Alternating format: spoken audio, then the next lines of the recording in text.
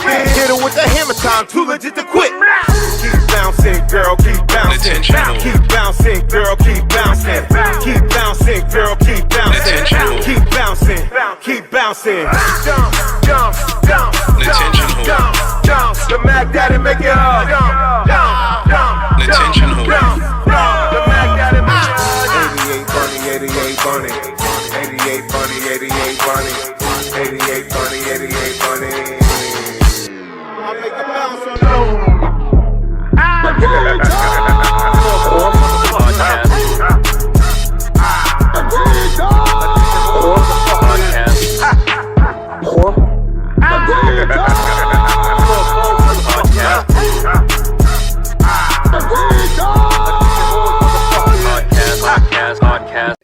We gave Chronic burn. It did. Yeah. No, we did Chronic get. had run Yeah, we gave it burn. on its own almost. I just remember rocking the shit about that album. Yeah. Hard From top to Body, bottom. CD. Yeah. Well, it was still a time period where motherfuckers were still running through the shit from the beginning. Yeah. I've never heard the album in its CD. entirety. Oh, What? God. Word? Babe.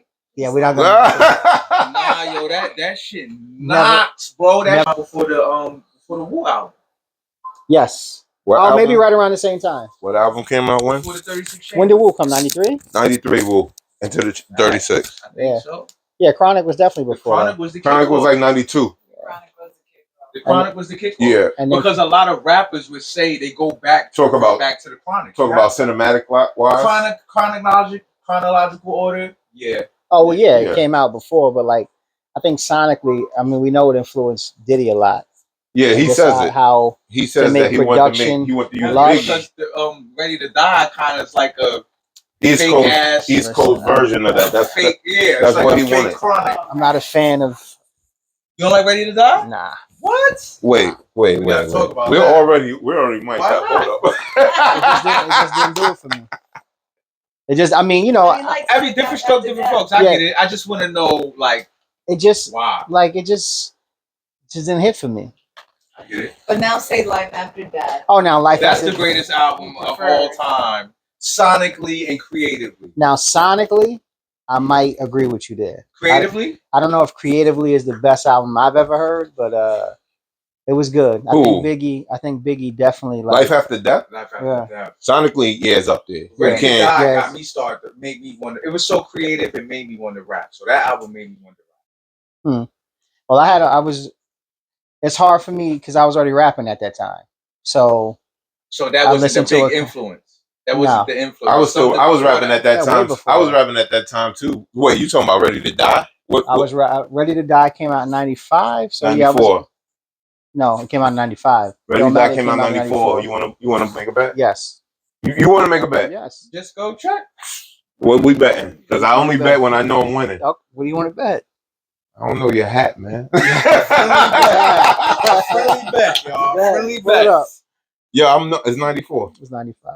It's 94. Came out after Illmatic. It's 94. Okay, let's see what the official release date. I don't say it could be Where's after. your phone? Where's your It could phone be at? after Illmatic came out Illmatic, April of but it's on the 94. same year, bro. Okay, what did it say?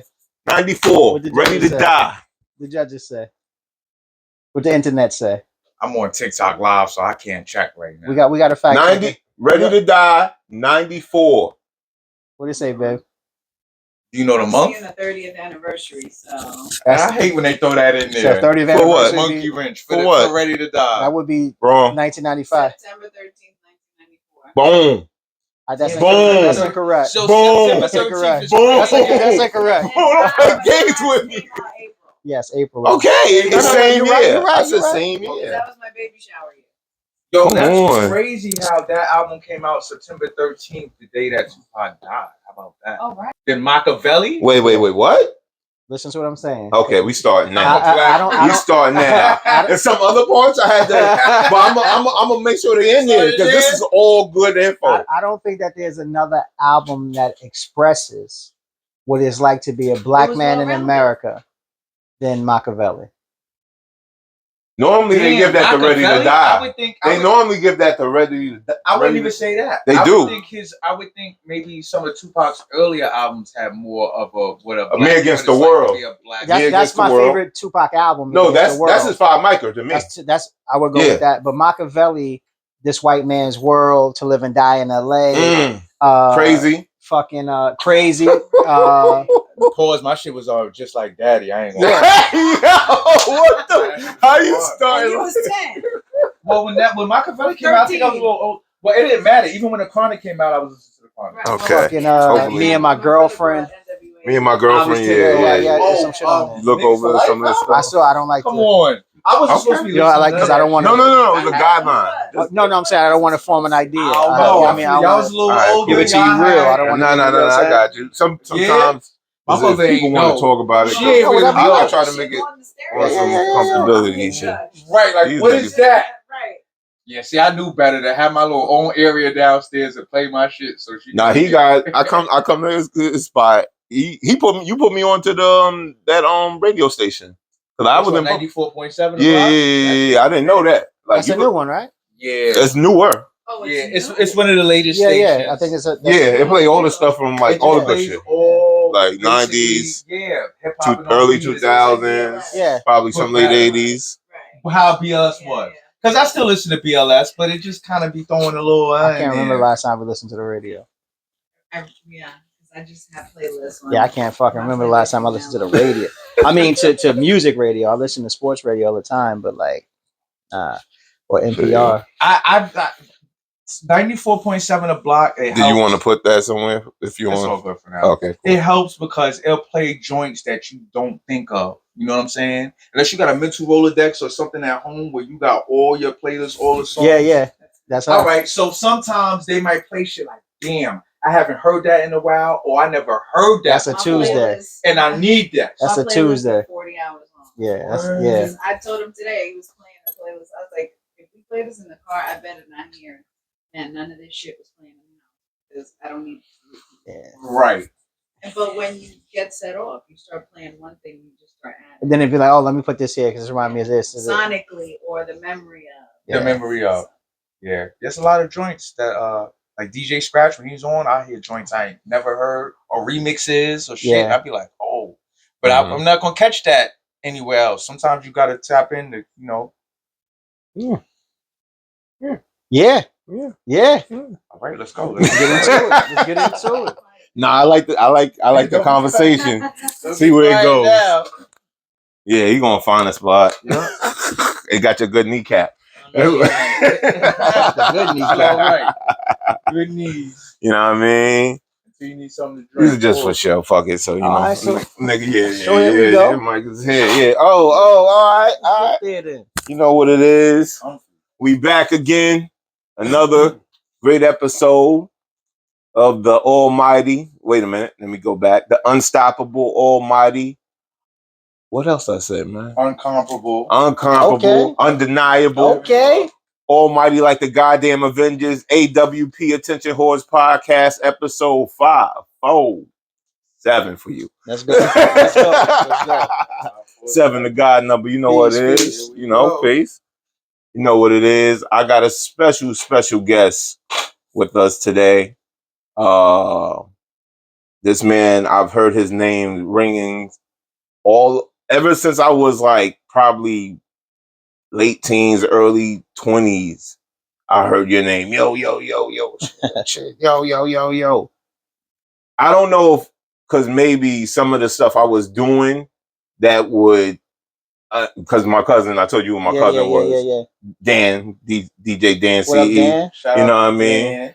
And he would always put me on because I was a little weirdo kid under him. Okay. You know what I mean? All the stuff he was doing. He had all the gadgets and comic books and vinyls and all that stuff. So I'm all in that shit. Like, you know what I mean? When I'm coming up. So I would hear your name. Then other people I would hear your name through other people too. It's kind of in my circle because I came up in, you know, the underground era, late 90s, early 2000s to the mid 2000s beat battle shit. Okay. You know what I mean? New Eurekans, Pyramid, a little bit of the Flatlands after they like remodeled or they did their thing and shit like that. So like I was there. So I'll always hear your name. But I would see you at like certain events, like your name at certain events and shit like that. Okay. So I was like, okay, he's making his rounds. Lately I've seen it more prevalent. because you do like joint albums or joint projects. Yeah, I try to find like one producer and rock out with. Yeah, I know you fuck with your producer, your engineer and stuff. Oh yeah, I got one specific engineer. Yeah. I peeped that. You know what I mean? But I was like, I gotta get this man up here. And then I'm not gonna lie, I automatically clicked back in when I seen you doing the stuff with the co-op. Okay, yeah. Then I was like, oh, that's my man. Parks, what up? Yeah, you know what it is. Gift, what up? Parks. Bars, what up? You know what I mean? So I was like, damn, that shit is fire. That shit is fire. And you're very humble. You're very to yourself. You don't want really that limelight shine. Like, I do. You don't go about it the way that other motherfuckers go about it. That's what I'm saying. You know what I mean? Everybody, like, I'm an introvert too, but of course I want my time in the shine. You know what I mean? So I peeped that.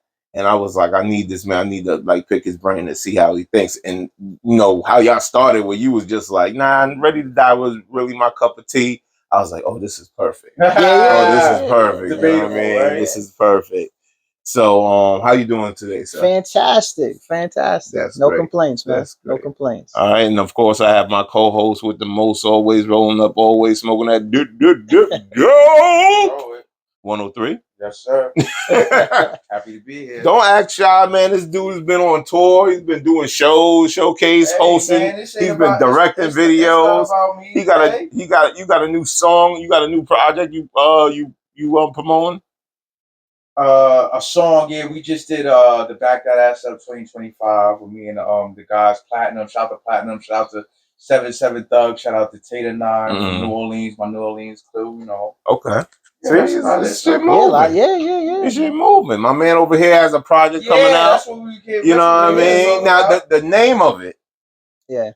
Was it Old New York? What? Like I had it here, but I didn't know exactly the name, so I didn't want to mess it up. The name of it is going to be called SPEER Village Alum. SPEER Village Alum. Yes, sir. What's the meaning behind that? That's the name of the projects that I grew up in. Where you Village. I'm from Passaic, New Jersey. Okay. Project City. Absolutely. Okay. Absolutely. All right. Here we go. Yeah. But you have people out in Bergen, right? Bergen County? No, I don't got people that live out here. You don't? No, not really. No? Really? No. I always certain people out there that know because I'm known. Okay. You know what I mean? They travel. So it's just to say. Yeah. So when you're an artist, man. Yeah. All right, buddy. So when you grow once you get look. He's 103. He been everywhere. Listen, I'm still from 103, all day. Oh yeah, you know, home is home. You know what I mean? So coming up, where were you? Was it Passaic? Was it born and raised 07055 Project City? I say it every record, Project City. Okay. Now, all right, explain what's Project City, because that just sounds so ill, right? Passaic is a small city, but you know the projects is like a city within a city. I gotta take so. That's why we call the Project City. So, you know, there's just the fucking 4 blocks, if even that we kind of ran around in. Yeah, that 4-block radius. Yeah, you know. I think I've been to a project in Passaic. There's 2. You know, shout out to Vreeland. Shout out to 6th Street. I definitely have. We were copping for somebody. Oh, definitely. We were copping for somebody a couple times. It was like the projects was like, the courtyard part is out, and it's like one way in this way, one way out that way. That's every projects in America. That's how they build them. Well, I know, you know what I'm saying? One way in, one way out. Not all of them. Not New York, not my project. Not all of them. They might end up that way. Is that some Brooklyn? Nah, Hall, Uptown, Upper West Side. Yeah. 103rd, 104th. Okay. 100th Street. Right before Harlem. So basically, you could just go in for any direction. It is. I got you. Oh, your man, Dan, he's from Douglas. Yeah, from the same is it? That's right. They are from New York. Yeah, he's from Douglas. Him and Sean B. Yeah. I mean, it's different with Jersey and New York, but our projects, you can go in from different ways. They were building them so that, you know, when the boys came in, there wasn't really no way for anybody else to get out. One way in, one way out. They try to make it like a, you know. I think that's a Jersey thing. I think that's just a confinement thing. Yeah, it pretty much is. Because they always said Detroit and Patterson was like that. The PCP, PCP project, CCP project, pardon me. Yeah. My place became a project, but it was multiple ways to get around. But now they say one way in, one way out. Yeah, where I grew up is that's it. Like you come in, You know, you come in off of Columbia, or you come in off of not State Street, off Passaic, and you come up, and then you inside the projects until you get to State Street. Like, that's it. So you coming up in Passaic, right? Yeah. So how was it basically? What it was? Do you think is it a difference, or is just pretty much any other hood basically like it is? This makes like I came up with a whole bunch of Puerto Ricans in my hood. I was in the Bronx, Yeah. So I know like it was nothing for Spanish and Black to get along and shit like that. That's exactly what it was. So it was just basically the same type a lot of shit. A lot of Blacks, a lot of Puerto Ricans. You know, I was telling my man, everybody who spoke Spanish was Puerto Rican. Now they could have been Colombian, Dominican. Right, yeah, that's how we. No, I'm gonna be 100. I didn't know it was a difference. At that time. I didn't know it was a difference when I went back, and they was like, they all went to Florida. I was like, what do you mean? They Dominicans? Who's Dominicans? I didn't know it was a difference. I was young. The Puerto Ricans over to Florida. Yeah, that's what they said. Mad funny. Yeah. It's true though. Facts. So we thought everybody that spoke Spanish was Puerto Rican. Yeah, that's basically it. That's Puerto just, Rican. American dumb ignorance that we get taught, and we think it's cool and fun until you'd be like, yo, man, you be making money. I'm West Indian. I'm from Panama. I'm from Argentina. I'm from here. I remember there's this one kid in my class. He made it known that he was Peruvian though. Like he was like, they don't play that shit. Yeah, he was like, I'm Peruvian. I have an issue with Peruvians, man. Okay. Because I had two managers over me that were Peruvian. I mean, you taping me too? No shade or anything, but like when it comes to like that culture, like Peruvians, they think they higher. Yeah, they think they closer to being, the whiter skin. I feel everybody think they got it over Black Americans though. Yeah, but we created all. Oh, come on. Don't get me started on that. Oh, come on, man. Malcolm X. My mom was a student.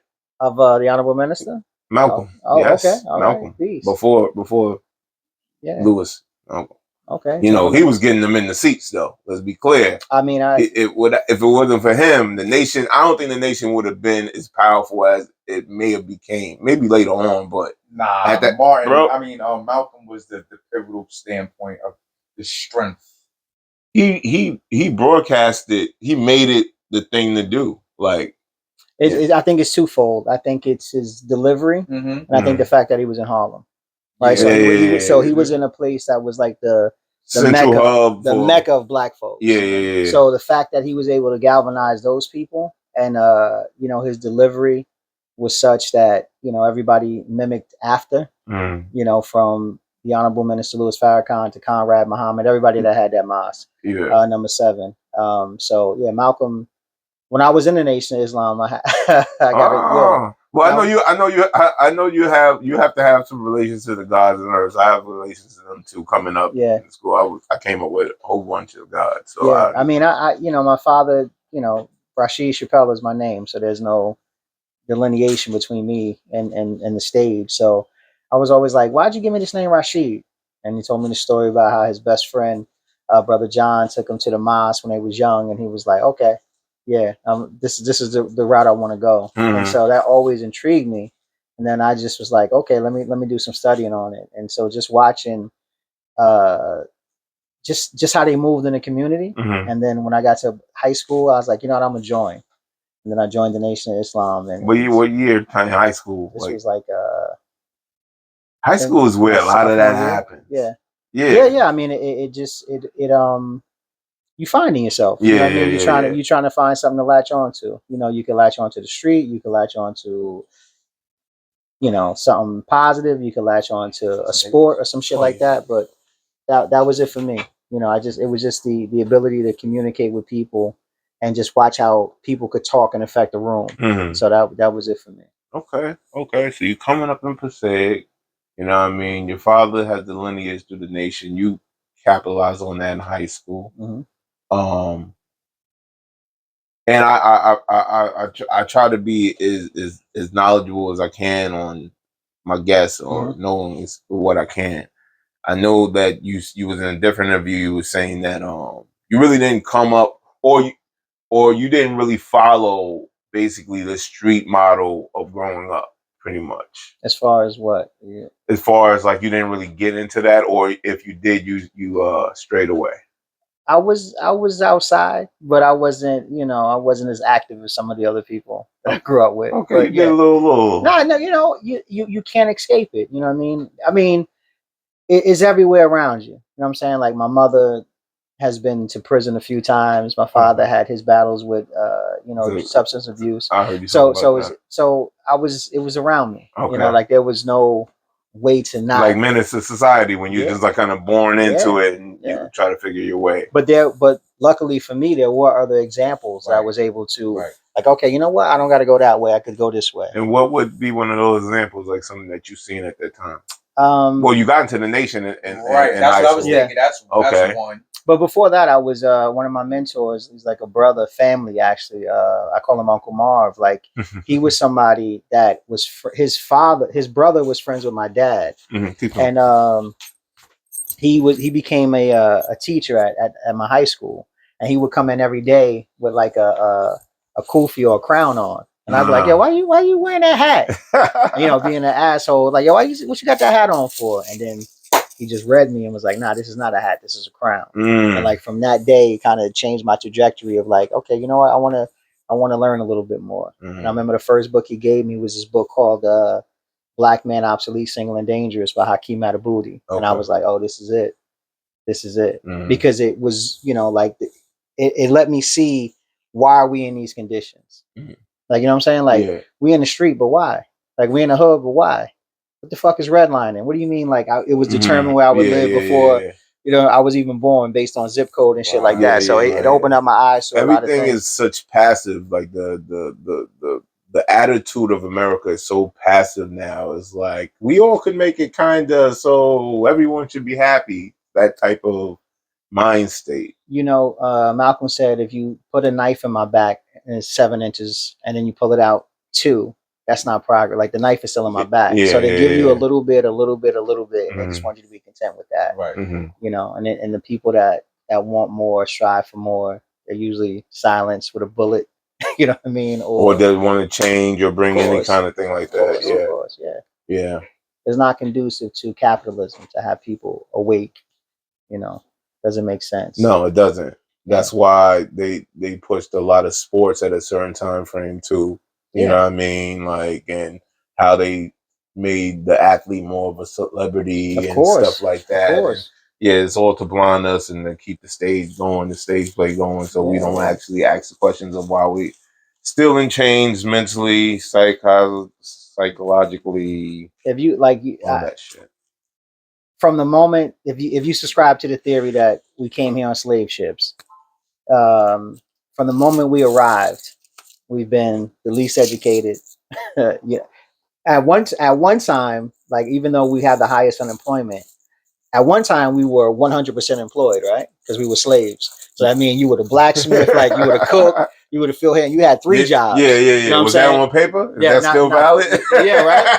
But it's like, so it just, and the conditions that we were in there, bad healthcare, education, same thing. Right now, 2025. Yeah, shit changed. They just change the dressing of it. That's it. You know what I mean? I mean the fucking whole prison system. Yeah, the prison system is pretty much, and how they'll double our time they'll double the lighter person time. It's all the same. Nothing's changed. Yeah, crime. Shit. So Rasheed Chappell, and I know you get the Chappelle shit, so we could just knock that out of the way.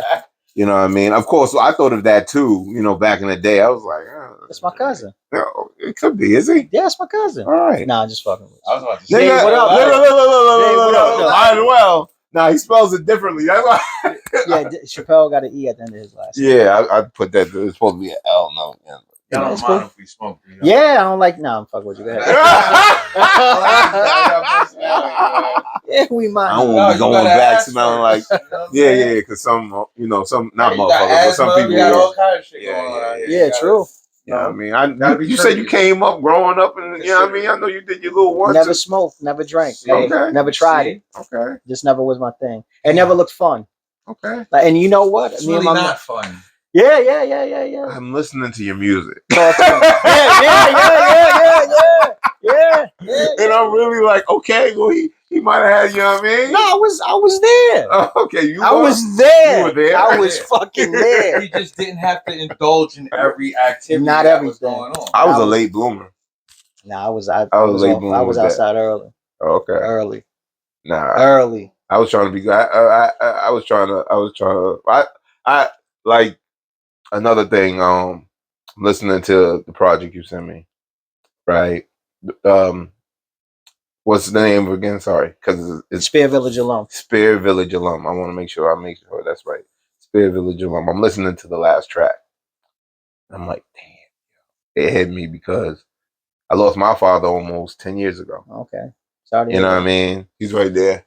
Okay. That's back when he was outside. Okay. Okay. I see it. You know what I mean? And I was listening to your words, and I very much, felt the Kendrick spirit with that. And, and you said that he had dealt with substance abuse in situations like that. So I know you definitely had a thing. But my father, we always used to go back and forth, and it was going to be one of us is going to kill each other day type shit. Yeah. So that kind of kept me not going too crazy. The younger I was. Gotcha. The older I got, the more loose I got. Like, yeah, I don't give a fuck. How much are you like your father though? Weirdly enough, at first I thought I was not like him at all. Yeah, but the older you get, oh my God, it's ridiculous. I started looking like if I slim down even more, fucking, it's insane. My voice, it's insane. Yeah. Because certain things I do, you can ask the lady upstairs. Yeah. Now, I've never met his father, but I've been around enough of my friends who I knew their fathers. Mm-hmm. Right. We become the same people. Yeah. It's crazy. It's crazy because similar to you, me and my father were like this for years until I became a dad. Right. And then I'm like, holy shit, like this motherfucker was a genius. Mm-hmm. I literally tell like he was a genius. That shit blows your mind because I'm like, you when you're young, depending on your relationship with your father, you're going like this. Yeah. Right?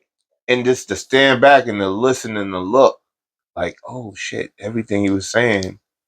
And he was an asshole, but I respected it because he stood on what he was about. Yeah. He didn't flake. So I was like, fuck it. And I have a family full of women and there's very few men there. So it was like, I'm like, damn. So when he died, I was like, this nigga was a superstar. Yeah, my father was the shit. And I thank him like for every lesson. Like it just, towards the end, he had cancer. So towards the end, like the last 3 years, I was like, we going to chemo, we going to blood transfusions. It was just me and him. Mm. So we hadn't had time like that in fucking, I don't even know how long.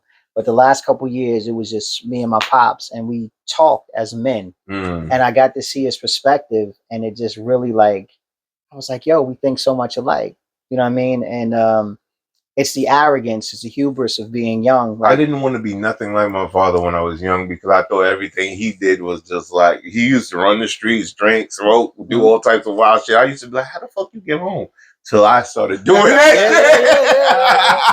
Yeah. I was like, oh. I just picked a different vice. I swear to God. That's how he got home. Yeah, it was the same shit. I just picked a different thing that I was into. Right. You know I mean? Yeah, basically. So that's the same shit. Yeah, my father was the artist. My art starts with art, like drawing and shit. Okay. Like I have a whatchamacallit somewhere around here with my art and shit in it. And he used to be ill with art. But I guess, being creative and growing up in the 40s and the 50s because he was older head. So it was like, if it ain't a job. He used to tease me. He used to be like, you with all those funny books. I used to have all comic books in there. Yeah. You with all those funny books, reading them funny books. Now all those funny books is $1 billion fucking IP. And you know what I mean? Still had them. Just saying, if I got into that and it built that, it's like, look what the funny books do. You know what I mean? You just don't know. I remember when I first started rapping, my mother still laughs at this day because to this day, I should say, there's a song I did called like Global Expansion, and she's like, Rasheed, remember you did that Global Expansion? I brought my mom, and it was like the first time because I probably was like in high school at the time, and I was like, yo, I want y'all to hear something. I got my little fucking marble notepad. And I'm reading this raps. I'm reading my fucking rhymes to my mom and my dad, and they like, "That's all right, son. That's all right." Like it was because I don't know. It was just I don't even know how to describe it. It was just trying to find yourself in like crazy shit. You're trying to get that attention and approval. I think. Yeah, I still at that time I still loved them like a son. Mm-hmm. Like, you know, it wasn't really like the wheels hadn't fallen off just yet. But I was like, you know what, let me show them this and I could do this. And they was like, yeah, fuck I remember I took I was performing a lot and showcasing. And this is back when they were at the Zen. When we used to do it on DeGraw Street. And I was like, yo, let me bring I think it was for his birthday. I think for his birthday, we had my father and my mother come. They never really seen me perform. Okay. So I was like, but I was drunk as a motherfucker that night. I was so fucking drunk. Like, I was just enjoying myself. Okay. Like, ah! So I'm performing. We do one song. We do 2 songs. Great. The song that everybody likes there, that everybody loves, I fuck that up. Okay. But I don't care because I'm still rocking. You know, when you MC, you like, all right, fuck up. I'm just going. Keep going.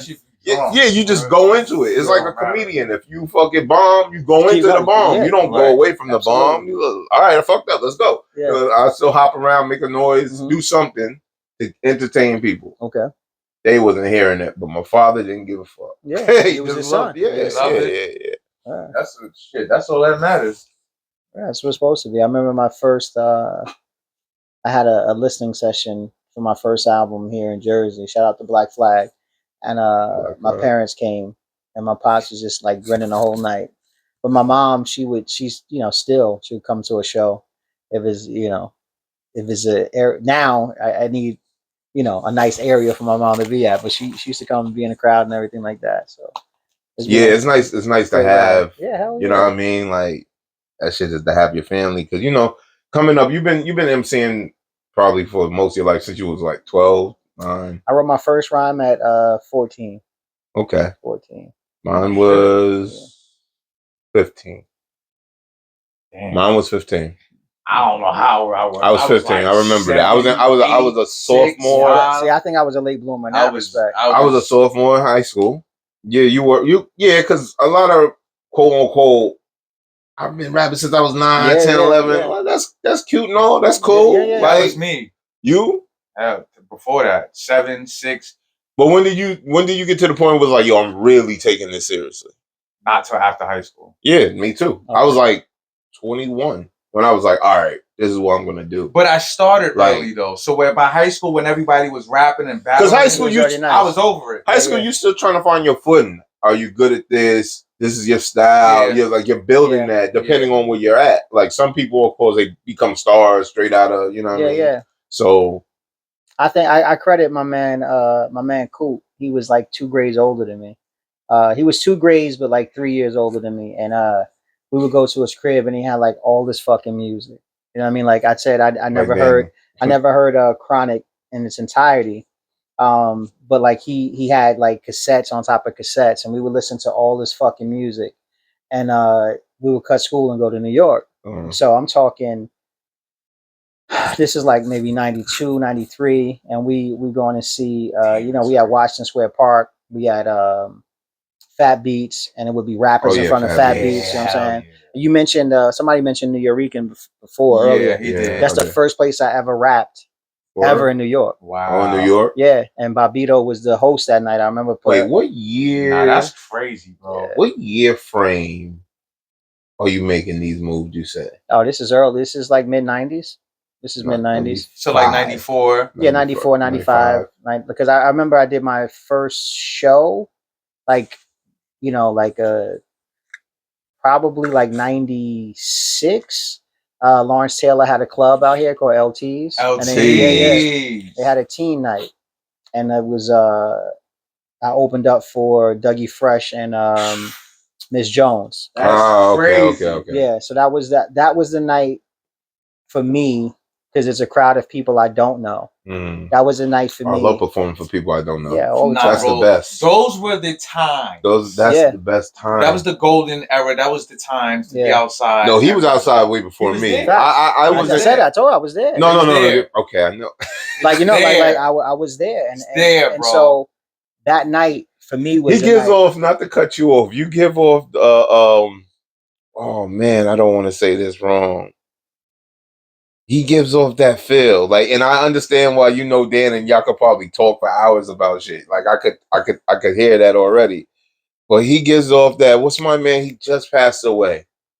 Oh fuck, I don't know why the name's skipping me. He was a sneakerhead. Clark Kent. Thank you. Clark I don't know what he gives. He gives. Kent. You give the Clark Kent. You know what's, rest in peace to Uncle Clark. Clark. We had so many conversations, Clark and I. I remember when I first got on with Kenny Dope, Clark, we had, I think it was Kenny's birthday party somewhere out here in Jersey. We was all there. It's Clark Kent. It's DJ Dummy, who's like Common's DJ, Breakbeat Lou, Jazzy Jeff, my former DJ Mel Star. What up, Mel Star? What up, like Mel? Everybody, right? Because Kenny's like a music head, so it's everybody. And you know, I knew who Clark was. I knew who everybody was actually, but me and Clark hit it off. And then it was probably like 7-8 months later, he invited us to like the sneaker event, right? So it was me, Kenny, fucking Fabulous, there's everybody in there. And you know, we never talked about music. We talked about sneakers. We talked about we never fucking talked about music. And so this one day, I hit him up, and I'm like, yo, like I need a manager. And so he was like, yeah, I don't really do the management thing anymore, but like send me some music, and we talking and shit. And then we started talking about music, and he was the first person. This is like 2010. He's like, yo, Pusha T. This is 2010. Clark was like, yo, Pusha T is one of the fucking greatest rappers in the world. And I was like, what? And we probably talked. You went back and forth with him about the clips or Pusha T? About everybody, about Biggie, everybody. I told him I wasn't a real fan of Big and shit like that. And he was like, what? He's like, I'll call you back in an hour. And he called me back in an hour. Had to have that talk. Yes, and he told me about Biggie, Jay-Z, Nas. He was Clark Kent, R.I.P. Clark Kent. Yeah. He's literally was the most active DJ from just about the beginning of hip hop. Yeah. To today. Dana Dane. You know, he introduced Big to Jay. Fucking, he produced for Rick Ross. He fucking was in New Jack City. He's the DJ when they walk in. Yeah, like when they walk in the spotlight. Yeah, and you're gonna check me too. Yeah, yo, I totally missed that. I totally missed that. It's crazy. Illest sneaker collabs ever. I know when he told the story, he was there when KRS-One, I think, kicked PM Dawn off the stage. Yeah. Yes, he was there. Yeah. As a matter of fact, that story, I was like, wow. He was New York, like, and he was proud of it. Well, excuse me, he was Brooklyn. He was definitely Brooklyn before anything else. But he was definitely Brooklyn is his own city. It's his own world. A super fan of hip hop. Yeah, they're hopefully everything's going well. They're supposed to be finishing the documentary on him, because I think they started it before he passed. Yeah, you know what I mean. Yeah, you give that feel like just listening to you and talking. Like, you know how I know Dan, though, right? No, I don't know the story. They used to do showcases. What, Make It Happen? Yeah, Make It Happen. I was in one of those. Well, that's yeah. You might have seen me at a show or some shit. Probably. Yeah, back in the day. That's how I met Dan. That's how I met Dan. Wow, bro. They're doing the 25th anniversary or some shit like that. I think so. Dan came to. I think Dan. Yeah, Dan was at my album release party. There's a video somewhere of him interviewing me for that. Okay. Yeah. He's gonna find that footage. It's somewhere out there. You gotta get that. You need that. Dan CE. Yeah, my cousin, man. I call him Mr. Know-It-All. He can't be told he's wrong. But that's my own little personal family shit with him. You know what I mean? Because I was like, yo, all types of conversations, yo. And I always said he was like the Yoda or the Obi-Wan to me or some shit. Like, yo, but you can do it this way. Yeah. Like, that's him all day. You know what I mean? And he's from the hood. No. He's from Harlem, right? Yeah. From Harlem. From the same jack. Douglas. What street is that on? 103rd, 100 Street to 104th. Yeah, it goes up. Amsterdam, Columbus, Manhattan. Right you there. Know, you know Frenchie? Big French? Big French. He produced for like Flea Lord. I know who Flea Lord is. I don't know Big French though. I'm not sure. Like I just nowadays you just follow GPS, but I've been in them. So yeah. Yeah, I'm sure you have because everybody knows somebody. Okay. Somebody around. Somewhere. Okay. Yeah, damn. Chris Brown grandmother. Chris Brown used to be in the hood. His grandmother's from the hood. Yeah. That's why he was running around Harlem. Yeah, as a matter of fact, the Run It video he did on 107th Street. Okay. Yeah. They did. Yeah, I was out there. That's when I was running around with all them Harlem niggas from like 06 to 09 or some shit. I used to work in Harlem on 110th and Lenox at the Harlem Mart there. Oh, you was on the block. Just that right there is. Yeah, when they moved it from 125th. My uncle Khalil, 116th.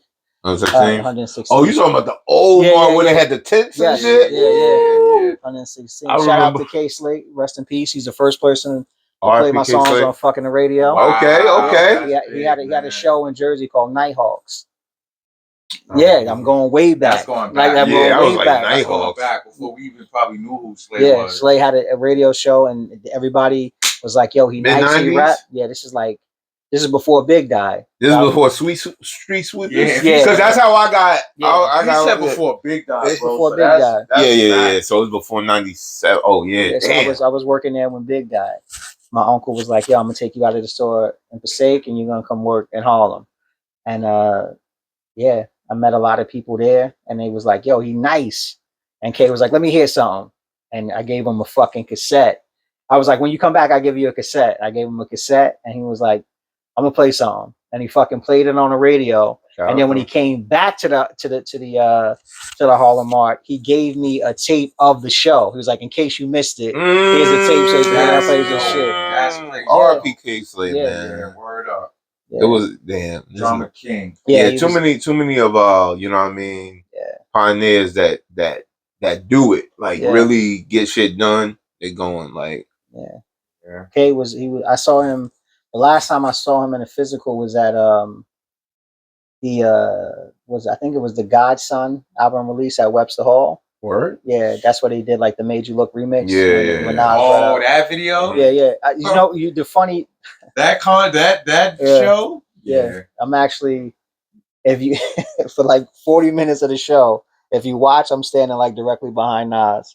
Like I fucked up. I went the wrong way. I was just trying to find a spot to watch the show from like the little VIP area upstairs. And I was like, what the fuck is in this door? And the door led downstairs to the stage. And I'm standing on stage. Shit is crazy. On the side though, right? No, right behind them. Oh, right behind. Yeah. That's wild. Like, so what did you do? Just stand? What did you do? You left? No, I watched the show. You just watched it from the stage. Like, all right. I would do the same shit. Hell yeah. I was like, oh, perfect spot. They say I leave, nigga. Nah, it was like 100 of us on the stage. Oh, you know what I'm saying? Like, I'm pretty sure now that you say that, if I go back and look, we're gonna be like, oh shit. Yeah, You're right. And I was killing it. I had the throwback Lakers bomber on with the purple. There was a Minneapolis. I had the purple. It's killing it.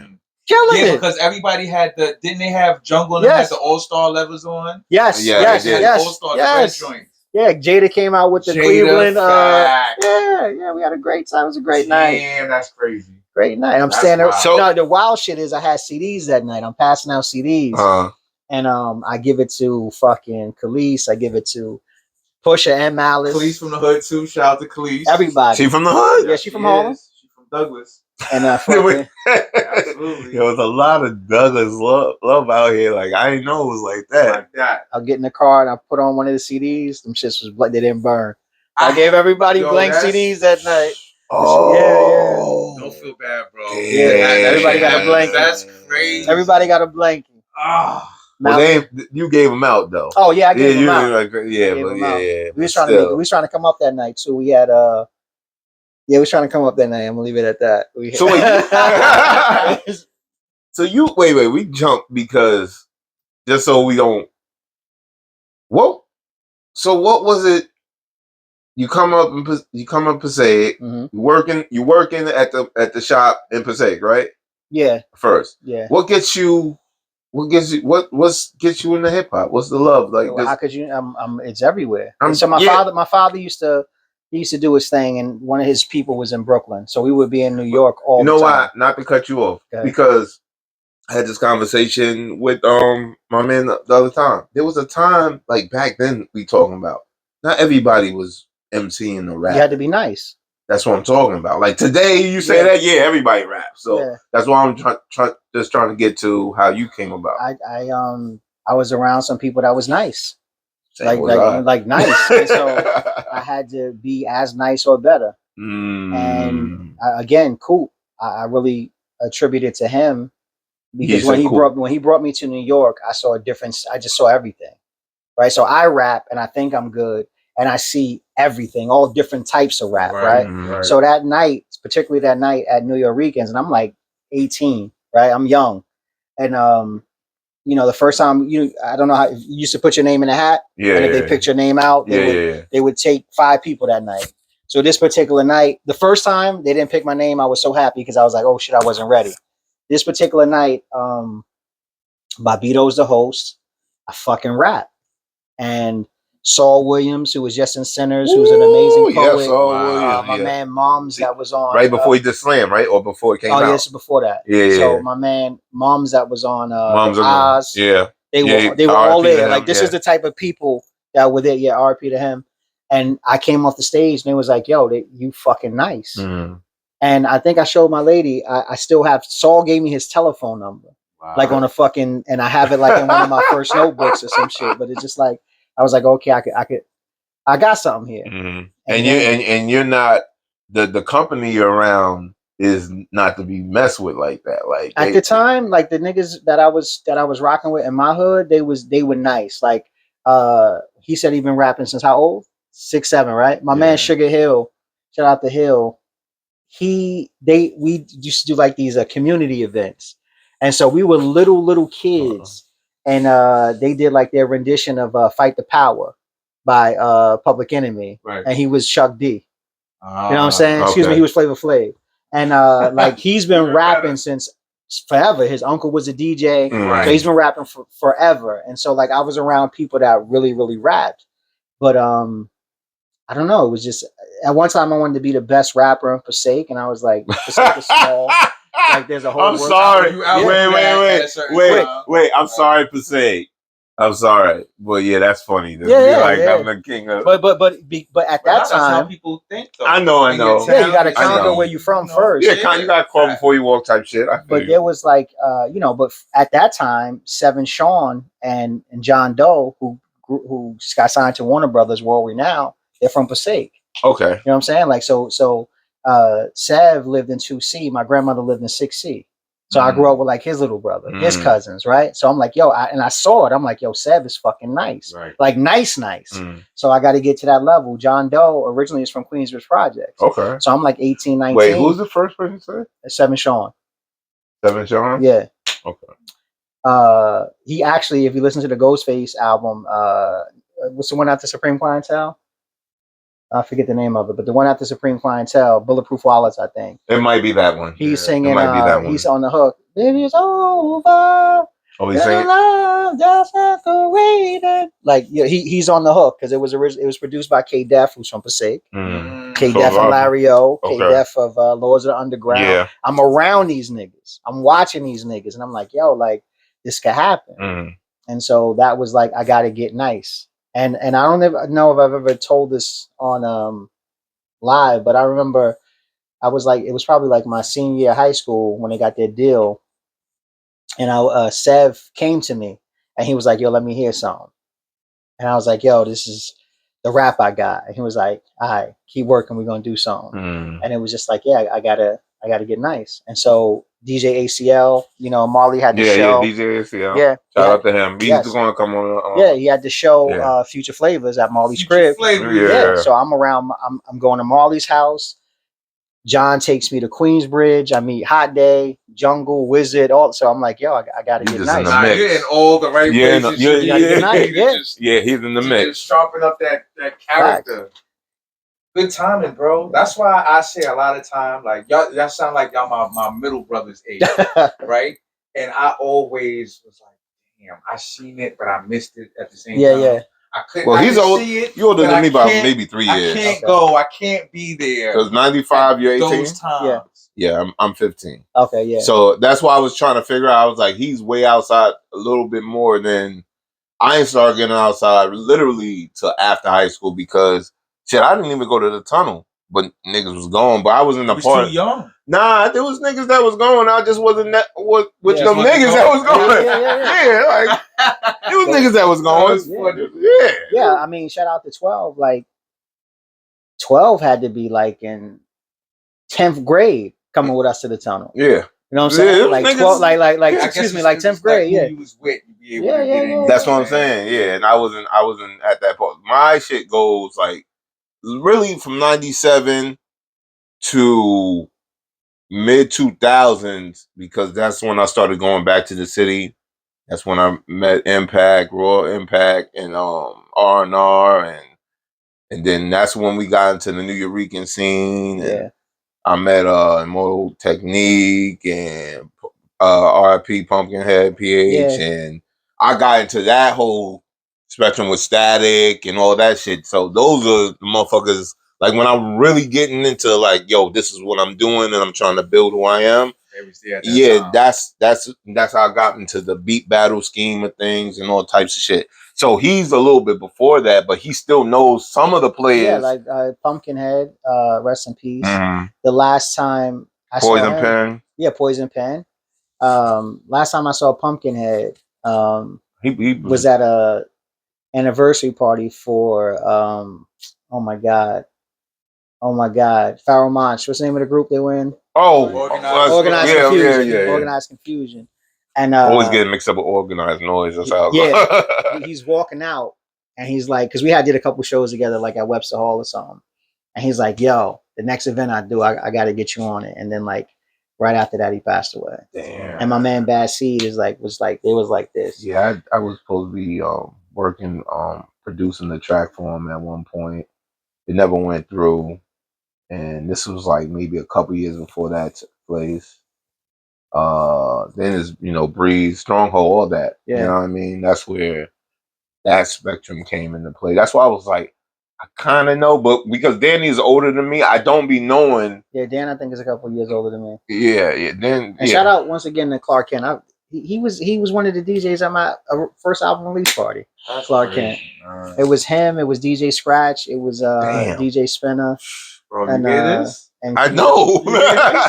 I mean, they had a crew called the Brooklyn Bandits. It was Kenny. I think I've heard of that. Yeah. Like, before he did the stuff with Stretch and them, like they came through and they rocked it. It was hosted by, shout out to Lord Finesse. He was the host. It was a great night. It was a great night. Classic night. Yeah, it was. Epic. It was. I remember sitting there. I'm like, yo, ain't nobody gonna show up, man. And I come out the fucking green room and it's like packed to the wall. I'm like, oh shit. Nah, not with them DJs there. They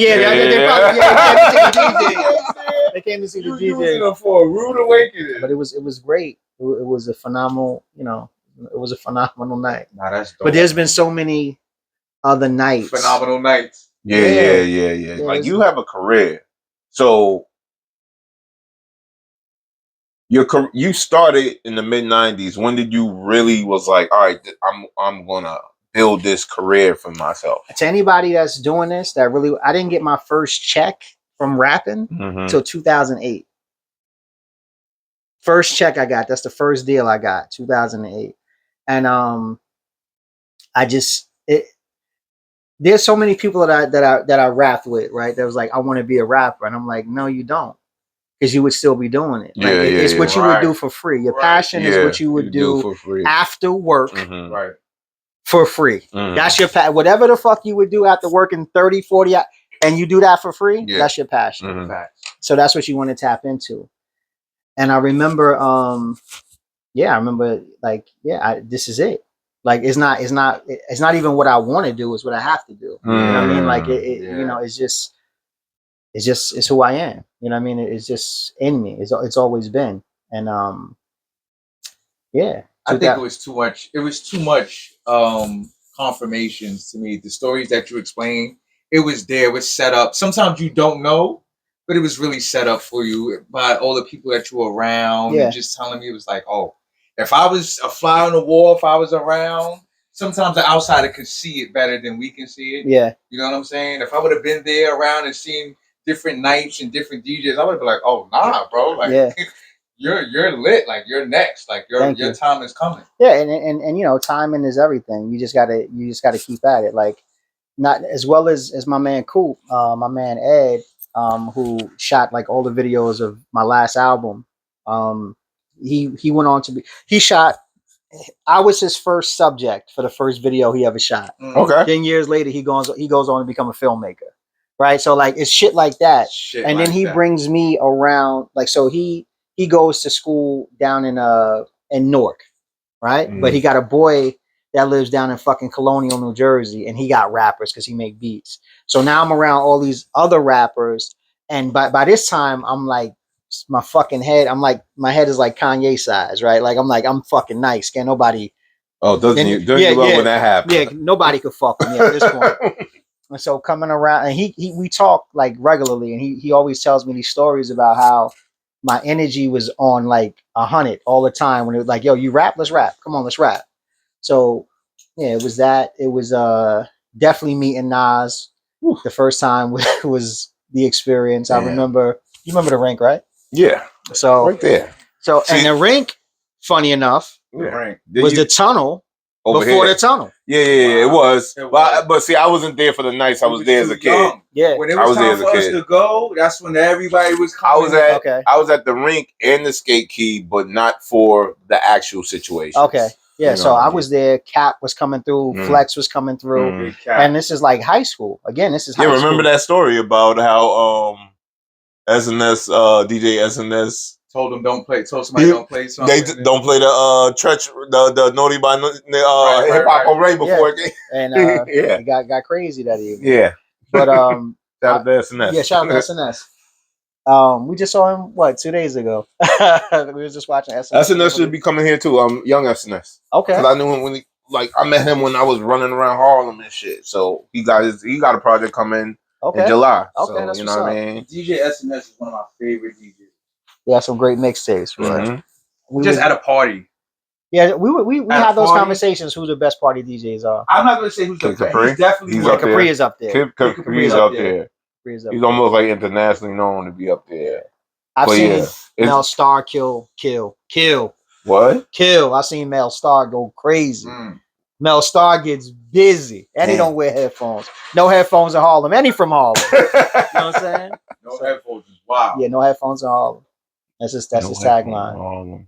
Yeah, I seen, rocking with Kenny, I definitely grew a deeper appreciation for the DJ. Like one of the illest things I've ever seen in my life, we were at Rock the Bells at Jones Beach. Okay. Right? Now I'm a fan also.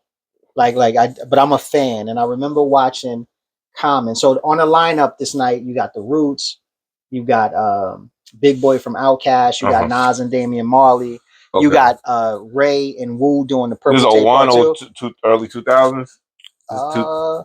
Because you said the Nas. Oh, no, yeah, you're right. Yeah, because you said Nas and Damian Marley. Yeah, that's why. 2009. Yeah, Distant Relatives and whatever. Yeah, Distant Relatives. Yeah. Super dope album.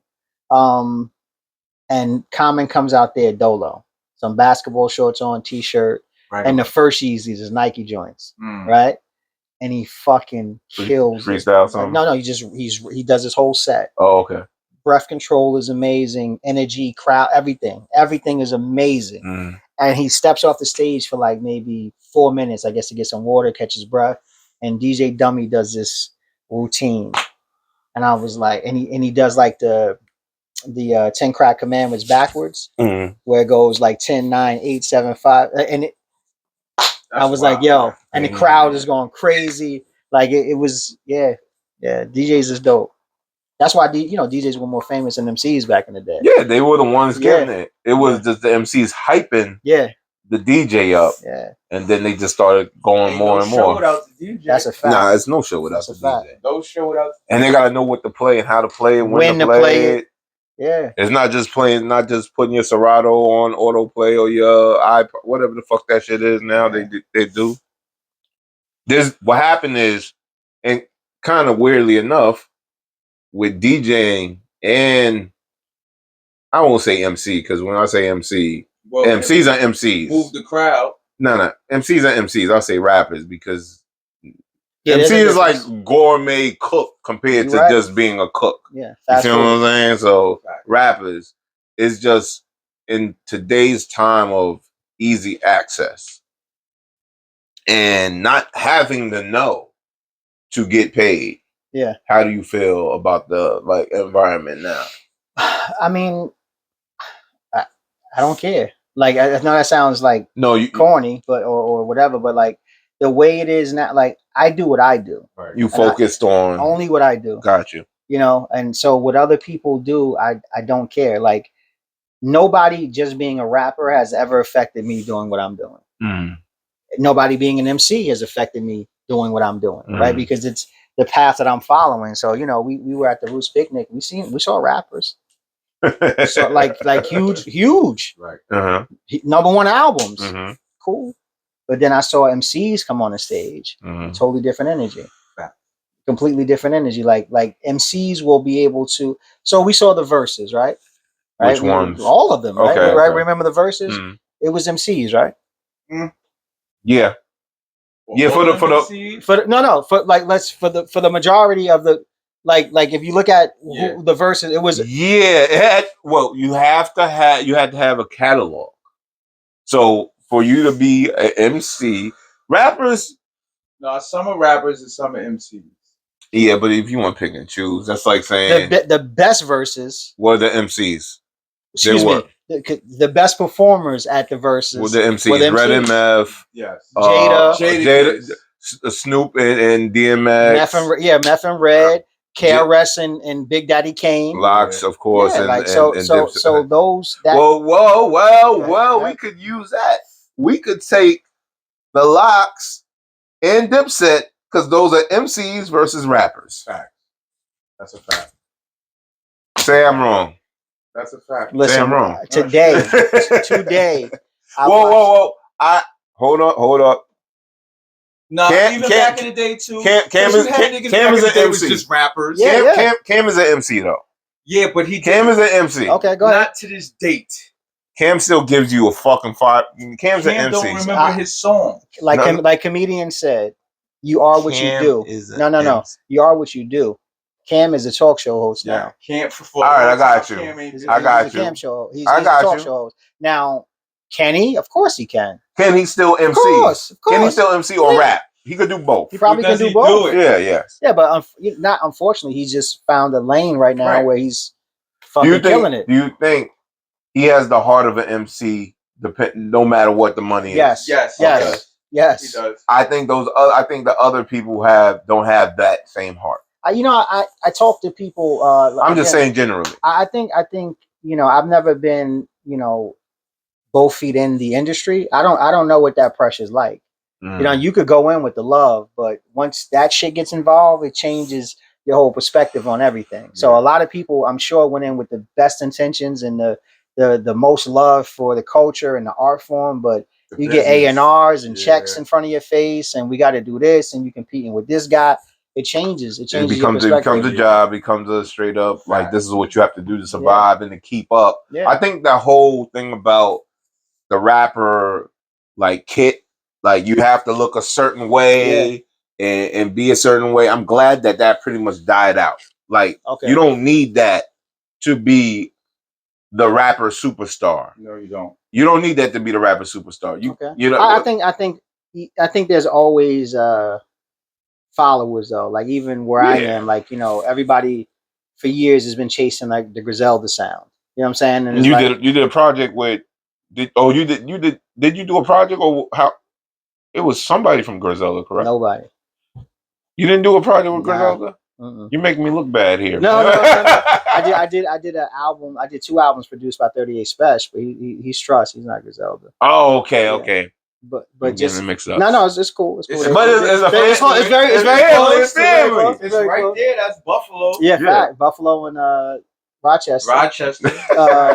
But just down to the ad libs. The motherfuckers is doing the same ad libs and the same, you know, Amiri Jeans and sing I can fucking see that. Chocolate They got a Chain. wave going and niggas. Yeah, everybody hopped on that shit. You know what I'm saying? The sound is dope though. Yeah, when they do it.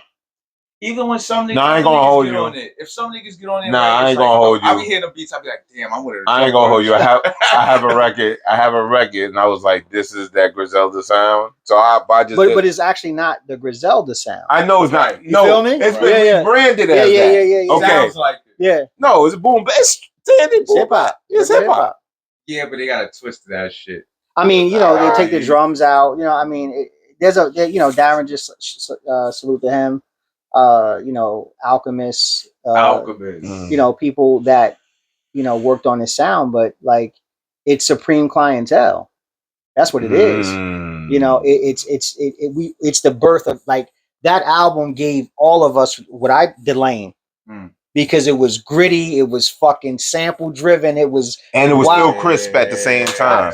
Facts. Yeah, I've always had the album thing because I love Iron Man. Yes.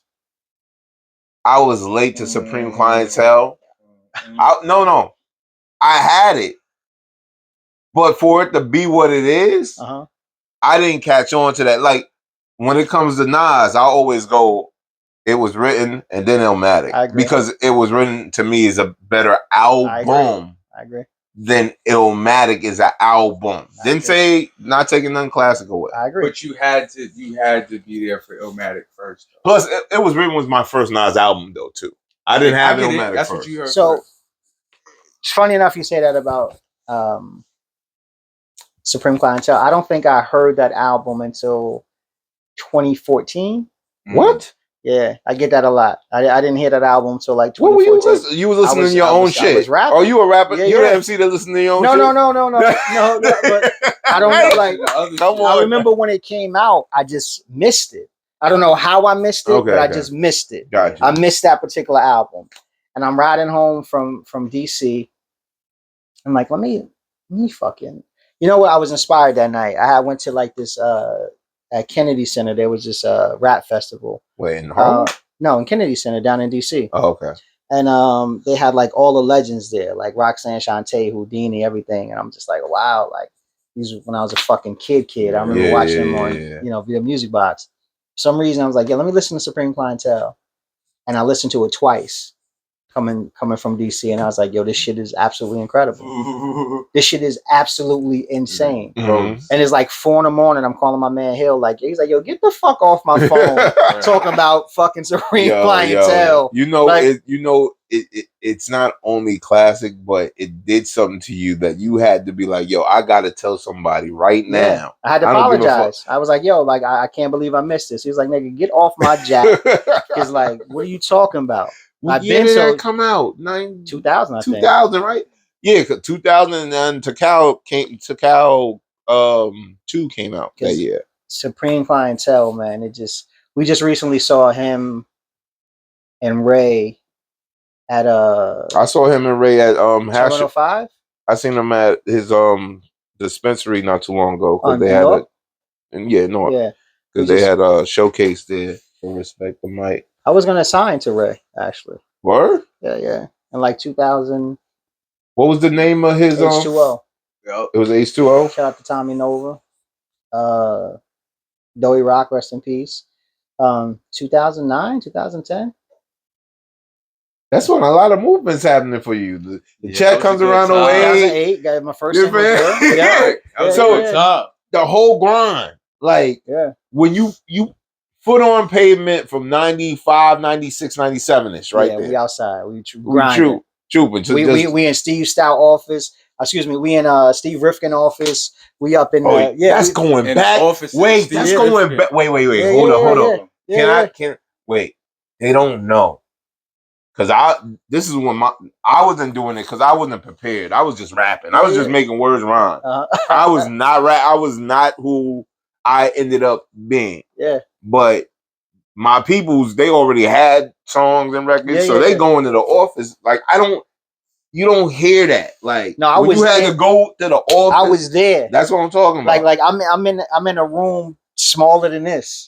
It's me. It's me, Steve Rifkin, his brother, and I don't know if that was his wife or his girlfriend at the time. Okay. And it's me, and this is how thorough. I got to shout out Project City Capo Regime. They didn't even have music. I was the only one that had music at the time. Mm-hmm. And so we go into the office and we're playing my album because I have records with them on it. And Steve is like, yo, this is dope. But, you know, right now I don't have distribution. So this is right when it went from Loud to SRC. Wow. And you're right. Right in the mix. I was there. I know. No, I'm talking about the years, man. Okay. Yo, bro. I was there. Okay. And we was in Def Jam. I mean, we was at Trackmasters. We lied our way into Trackmasters. Foxy got two brothers. It wasn't Gavin, it was the other one. And he was like, yo, I heard like Def Jam want to sign you and shit. We was like, yeah, sure. And he was like, yo, as soon as Tone come back, yo, we're gonna make something happen. Yeah. So you started a bidding war. Yeah. You gotta, you know, and we made our way. We was all over the place, man. Thanks to Dan, we was performing at Club Speed, all these spots in New York. All these spots in New York. Yeah. And was it Sit? Was that the name of the spot? No. Well, one spot he had for a while, but it was like right there. It was right by Douglas. It was called Sip. I don't know. It was that one. Nah, that's just a spot that he played all the time. It was right around the way. Yeah, it was right around the way. It just popped in my head when you told me that. I was thinking of all the other spots. But it was because he had me in a couple spots too. I just, you know, I was running. I just book bag on, army hat down. You know what I mean? Just black tee all the way down to my knee. You know, just walking. I mean, he had some spot in Harlem that was really nice because this particular night, I think they was honoring Dana Dane or some shit. I performed that night. It was dope with a band. Oh, word! With a fucking band. What was the name of the band? I forget the name, but they killed it. Did they have a lead? Did they have a lead, dude? Nah, it was just like a band playing. Okay. And we rapped with the band. Shit, that's dope. Yeah, it was dope. That's dope. Like it was. Let me hurry up. It was a dope night. It was a dope night. Let me clean that. Yeah. It's a dope night. Now I'm going back to it, right? Because I'm thinking about that day. I remember it was like last minute. Because I don't know if you know Sean Burgess. He was like his partner, one of his partners, would make it happen. He was like, yo, can you perform? Oh, Sean. Yeah, Sean. Big Sean. Yeah, that's my man. He's like, I don't want to hear his last name too much, but when you say his partner, because he had Sean and he had my other man that went down to DC. The light-skinned dude. He was slimmer. I don't. He might have been lighter too, but he was lighter. He got darker. He might have been lighter too, but I just knew he was slimmer and whatever. But he went down to DC and shit. Yeah, Sean, my man, I seen him at the brewery not too long ago. Yeah, I've been. I gotta come over. I don't. Yeah, the brewery be. Yeah, I heard. Like a couple people have hit me up. Yo, come through. We've gone there. We did a couple podcasts there. Yeah. You know what I mean? Not during that event, but I've done it there and I mess with all of them. Shout out to the Hackensack Brewery all day. Word. You know, I mean, when they have their vibes in the garden, man, they got the DJs and everybody. I see Dan tags me on everything. Like he sends me a DM on everything. Yeah, man. But it's nice, especially out here, because we don't get events like we normally do. Because, you know, this is the hub for all the nice rich people from New York to come and lay their head.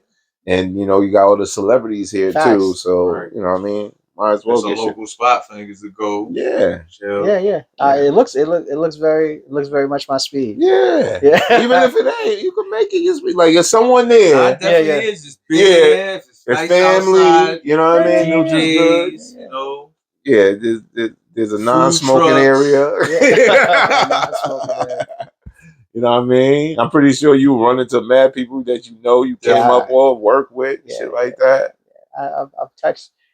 I've worked with a lot of folks, man. That's what's up. I think about it. I don't really. It's probably moments like this where I sit. You know, you fuck with what's my man's that Big Zoo and Big Zoo and the EOW boys. End of the week. Yeah, I think I did something with them at the what's the name of the spot that show that they do in Newark every year. Oh, and then when I think they do it. Yeah, I think it got in different spots because they used to be back in the day. Used to be at the Pyramid, but the Pyramid used to be in New York. That spot I never rocked there. Yeah, but they do. I forget the name of the park in Newark that they do like in a big. Oh, you're talking the one that they do the big event in Newark. Yeah. So you rock with them there? Mm-hmm. Oh, okay. I think I did radio show. They was there also. Okay. Yeah, man. Yeah, man. A lot of good shit. So let's get into the project. Let's talk about it. Let's talk about it. Let's get into the project, sir. So first of all, how many projects do you have? I'm calling them projects because it could be EP, it could be LP. So I think Dolo. I think this is like my 10th or 11th. And I do have like one joint project with my man XP the Marksman from California. Okay. So like 10 or 11. All right. Yeah. Now all right. So I don't want to ask you the typical. So what's the difference? Where were you at in your headspace for this project? I literally said I just want to rap. Like that. I was working on an album with Parks. He's the co-op, right? Yeah. So I was working on an album with that Parks. was last year, right? Or the year before? We still like, that last year. No, it was a couple months ago. Yeah, it was a couple. Really? Yeah, it was just a few months ago. No, the co-op is something different from what. Oh, so y'all got a different project. Yeah. Okay, I don't know. So it's just me and Parks working on a project, and it's more not conceptual, but it's more songs like structured as songs. Gotcha. And I just came home one day and I was like, I just fucking want to rap. Like I just want to rap. I just want a dope beat. I just want to fucking rap. You just want to rap. And that's how the project with Mickey Blue happened. He had sent me this record that he wanted me to get on with his artist and Crime Apple. And I heard the beat and I was like, and he was like, yo, how much before that you could pay me? You got more beats like this? And he's like, yeah, let's do a fucking project. Right. And that's exactly how it happened. Okay. And so just fucking rapped. That's it. Just fucking rap. Just rap. It's done. Yeah. When's the last time you felt you was in that space then? Well, I just wanted to rap. Yeah. Because it seems like you might have been out of that space for a minute. I mean, the co-op is always like that because there's two other spitters, right? So it was like, okay, but it's a group thing. But like for my own shit, probably the album I did with Archetype. Okay. Which was Sugar Bills. Sugar Bills with the kid on the cover, right? Kids, yeah. And it's like, but even that was more like I felt like I had something to prove because I was coming out of the situation with Kenny. So the last time I just rapped, it's been a minute. It's been a minute, I think that's where a lot of MCs in our range are now. Because I think they feel like they don't have anything really to prove as far as like I could rap. Yeah. So I just want to rap how I want to rap about whatever. Like kind of feel like I just want to express myself. Yeah. I feel like I always got something to prove though. Like that's just my thing. I feel like well, yeah, you told me that as you was coming up. That's how it sparked up everything. Yeah, because it's always somebody putting in the hours. So it's like I gotta. I'm sure you gotta outdo yourself. Always. That's the biggest competition. Competition is the man in the mirror. Absolutely. I listen to, and I tend not to listen to my older shit because I'm somewhere different. So I would like critique it differently. Like, they did this differently. Oh, you're that hard on your older stuff. Yeah, my favorite song is my next song. I got you. Right. I had to learn that being wrong is okay. Facts. That's how you learn. How else you gonna learn? A lot of people don't see that shit though. Yeah. A lot of people don't see that. A lot of people. You just said you did work and you look back at it and you nitpicked about it. Yeah. I wouldn't nitpick about it. I do because I know where I am now, and I'm like, yo. But that's why you're where you're at now. Correct, of course. Because you would have, if you did that then, but now there would be nothing to nitpick. But right? now, because I nitpick it, I know how to apply it going forward. I could see that. That's I use the application of it. Like I'm a huge fan of boxing. Criticism that helps. Correct. Yeah. Instead it's still fire. Like it's still fire, but it's like, I would have done this differently, or I know how to set up a bridge, or I would have did that differently, or something like that. I mean, which of course I could tweak when I do a live show. Yeah, because now I could, you could add on, or do whatever you like. Of course. Like when we did the last on the radar I did. How we were you did like 3 of them so far, right? 2 so far. 2, okay. But even the mashing of the 2 beats, Right. So like, so, you know, we at Park's crib and we fucking around and like, yo, we doing On the Radar tomorrow. What song we gonna do? And so how does that work? Because I have my little fake On the Radar. So what I do is I just bring the mic down. Sort of God. I just bring the mic down. Okay. Right. You perform what you want. Okay. And I edit it. I have the song in the background, so I know where everything's at, and I layer it and edit it that way. So that's how I do my fake off the radar. It's not off the radar. It's called attention. Mic check, nigga. But anyways, that's how I do it. So how? Because I know a lot of times it sounds like because they have the mics on, and it sounds like they just going. But this is more everything's recorded ahead of time. No, we're live. Oh, so it is connected. Yeah. Oh, okay. Yeah. Oh, so you just going over what you're going to do? Yeah, we're just rehearsing for what we're going to do the next day. Okay. Like, you know. I don't do that shit, but when I do have my live mic, y'all niggas will be rapping. Yeah. And so we was like, yo, what song you want to do? Like, what song should we do tomorrow? And so I was like, we're going to do this record. And so I'm rapping, and Parks is like, what's the other record you're going to do? And I was like, maybe we'll do this record. And so he was like, y'all should blend them. But knowing when to stop a verse, to come into the next verse, and like that's from going back. So were the beats were they blended together, or was it a stop? No, he did it live. Okay, we did it live. He had his beat machine. He had Jay Black had the drum machine. Okay, and we just did his MP, and we just did the shit live. Okay, that's crazy. That's just crazy. But that's why also I tell one of my I don't like to punch when I'm recording because you can't want punch that same feeling. You cannot punch on stage. So it's like, you know what I'm saying? You can't, because that's where I come from. No, I understand that. You can't fuck up in the cycle. I understand You can't stutter. You can't like. I understand that. We come from the time go through it straight. Like I remember there was a time when punches first became that thing. Yeah, niggas started getting lazy. Well, like I'm gonna do this and just punch it in, but it won't have that same vigor. You need that vigor. You do it one take. Yeah, you have to because you want the energy of the. For me, I want the energy to go all the way through. All the way through. And everybody plays karaoke on the performance now. I ain't gonna lie, I've done that before, but I came up. You either have a show tape, or you just go over the instrumental. Yeah, but it depends on the venue, though. Where sometimes I understand that. Yeah, they want to make sure, or they could just have it lower. They could have the whole thing lower. Yeah, but I've seen, like, you're right. I've seen people just fucking. The song is playing. No, it's karaoke. Let's be clear. I know I've done the shit, so I know I'm like, just play my record. But the whole attempt is niggas don't be having the mics to their mouth. Yeah. If you're gonna do that, you gotta be. If you're gonna do that, trust me when I say, because there's people who going. If you're gonna do that, practice it to the point where it's level to that same point that you recorded it on. There's only few people that know how to do that type of shit.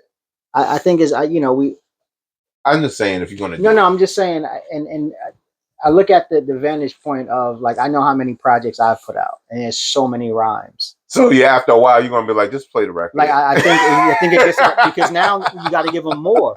The people want more. I'll hear the first two lines and I know where to go. Right after. When I was running with Ray, we did a show up at like SUNY College or someplace like that. And like, he kills it. Like he just fucking, and I was like, yo, how the fuck do you remember all those rhymes? He's like, I just when the beat come on, I just know. Right. But also he's doing it. Yeah, repetition, of course. Yeah, at a time, so you already like. He's probably done those particular records 5,000 to 10,000. Yeah, Red MF, they said they don't really practice. They just go in. They know. And I was like that at a point. Like, you could get to the point where you practice, or you get to the point where you just be like, I know it, and I know how that guy's going to move, how to move around, how to do this. Sometimes it just comes in, like autopilot, because that's your nature and that's what you do. It depends you on can the stumble record. here and there, though. It depends. For me, like something like, so I did a show like maybe a year or two, like 2 years ago at this point. And my man Carlos had asked me to perform a specific record. And I haven't performed that record in fucking 8-9 years. That record. Yeah. And I'm like, okay. And I had to go. But it's so funny you say that, because like after like 2 rehearsals, I'm like, I got this fucking. I was like, you was like, oh shit, I didn't even remember I knew all that. Yeah, I didn't even remember I remembered that. Nah, that's real shit. Yeah. Shit, cool. That's crazy. I feel like even like some performances, I'll be like, I say to myself, like, this is just practice. If I don't know the song, I'll be like, fuck, let me just do it. It'll be a whole performance. Yeah. But in my head, I'm thinking like, yo, this is practice right here. Like, you know what's the wildest shit that happens to me? I don't know. I don't know why this happens. It's always the night before the last night of a tour. That performance is always so terrible to me. My shit's be the like, night before the last yeah, night. like so whatever, like because you're telling your mind like I'm almost yeah done. yeah maybe that's it. So let's just get this shit the fuck. Yeah, it's crazy. It's like the night before the last night. They'd be like, oh, I don't know why that show like it's like when you gotta go to the bathroom and you get closer to the door. It's just like you gotta go even more and more. Yeah. It's just like, bro, like get it certain over with. Certain cities is a different energy. Like one of my favorite places to perform is Boston. There's a different energy up there. You know, I hear that. I hear it's that. a different. Is energy. Is the authenticity to it in Boston more like New York? Like how New York used to be? Oh, that's a good question. I got the New York Knicks on there. Yeah, aka New York Blue Balls. Yeah. New York used to, like when I used to perform with Dan and like back in the day. I'll explain why I called them that. New York used to be, yeah, that you find out if you're nice in New York. Like I remember I did a show, not to fucking name drop, but I did a birthday party for Lord Finesse. It was myself, Rakim, and Lord Finesse. We performed at SOBs, and this is before the album dropped, and I remember like, yo, like I gotta kill it. It's fucking me, Lord Finesse, and Rakim. Like I gotta go crazy. So crazy. And shout out to Boogie Blind. First time I met him, he was a DJ, and I remember like performing. I forget my man's name. He used to host at the Rucker. He was on the court during the Rucker games. Short dark skin dude. I think I know who you're talking about. He was there for a while, right? Yeah. He was kind of buff. He was toned up or whatever. Yeah, he was funny as hell. Yeah, he's funny. I know who you're talking about because I was out there for. I don't know his name off rip, but there's niggas in Harlem know who you're talking about. And you know, he was cracking jokes about everything. And when I came on stage, he was like, "Oh shit!" Like, you know, said it on the mic and everything. And I remember coming down the steps. SOB is on the side because there's no, you know, you can't go backstage. I remember coming down the steps, and DJ Evil D was there. And before I could come off the steps, he was like, "Yo, I didn't know that record Building 8 at the time was yours." Like he said, we play that shit on like Beat Miners Radio all the time. And I remember making my way trying to get to the crowd to get to the back. And everybody's like, "Yo, you killed it." But that's New York was like different then. Do you feel? Yeah, you're right. Do you feel?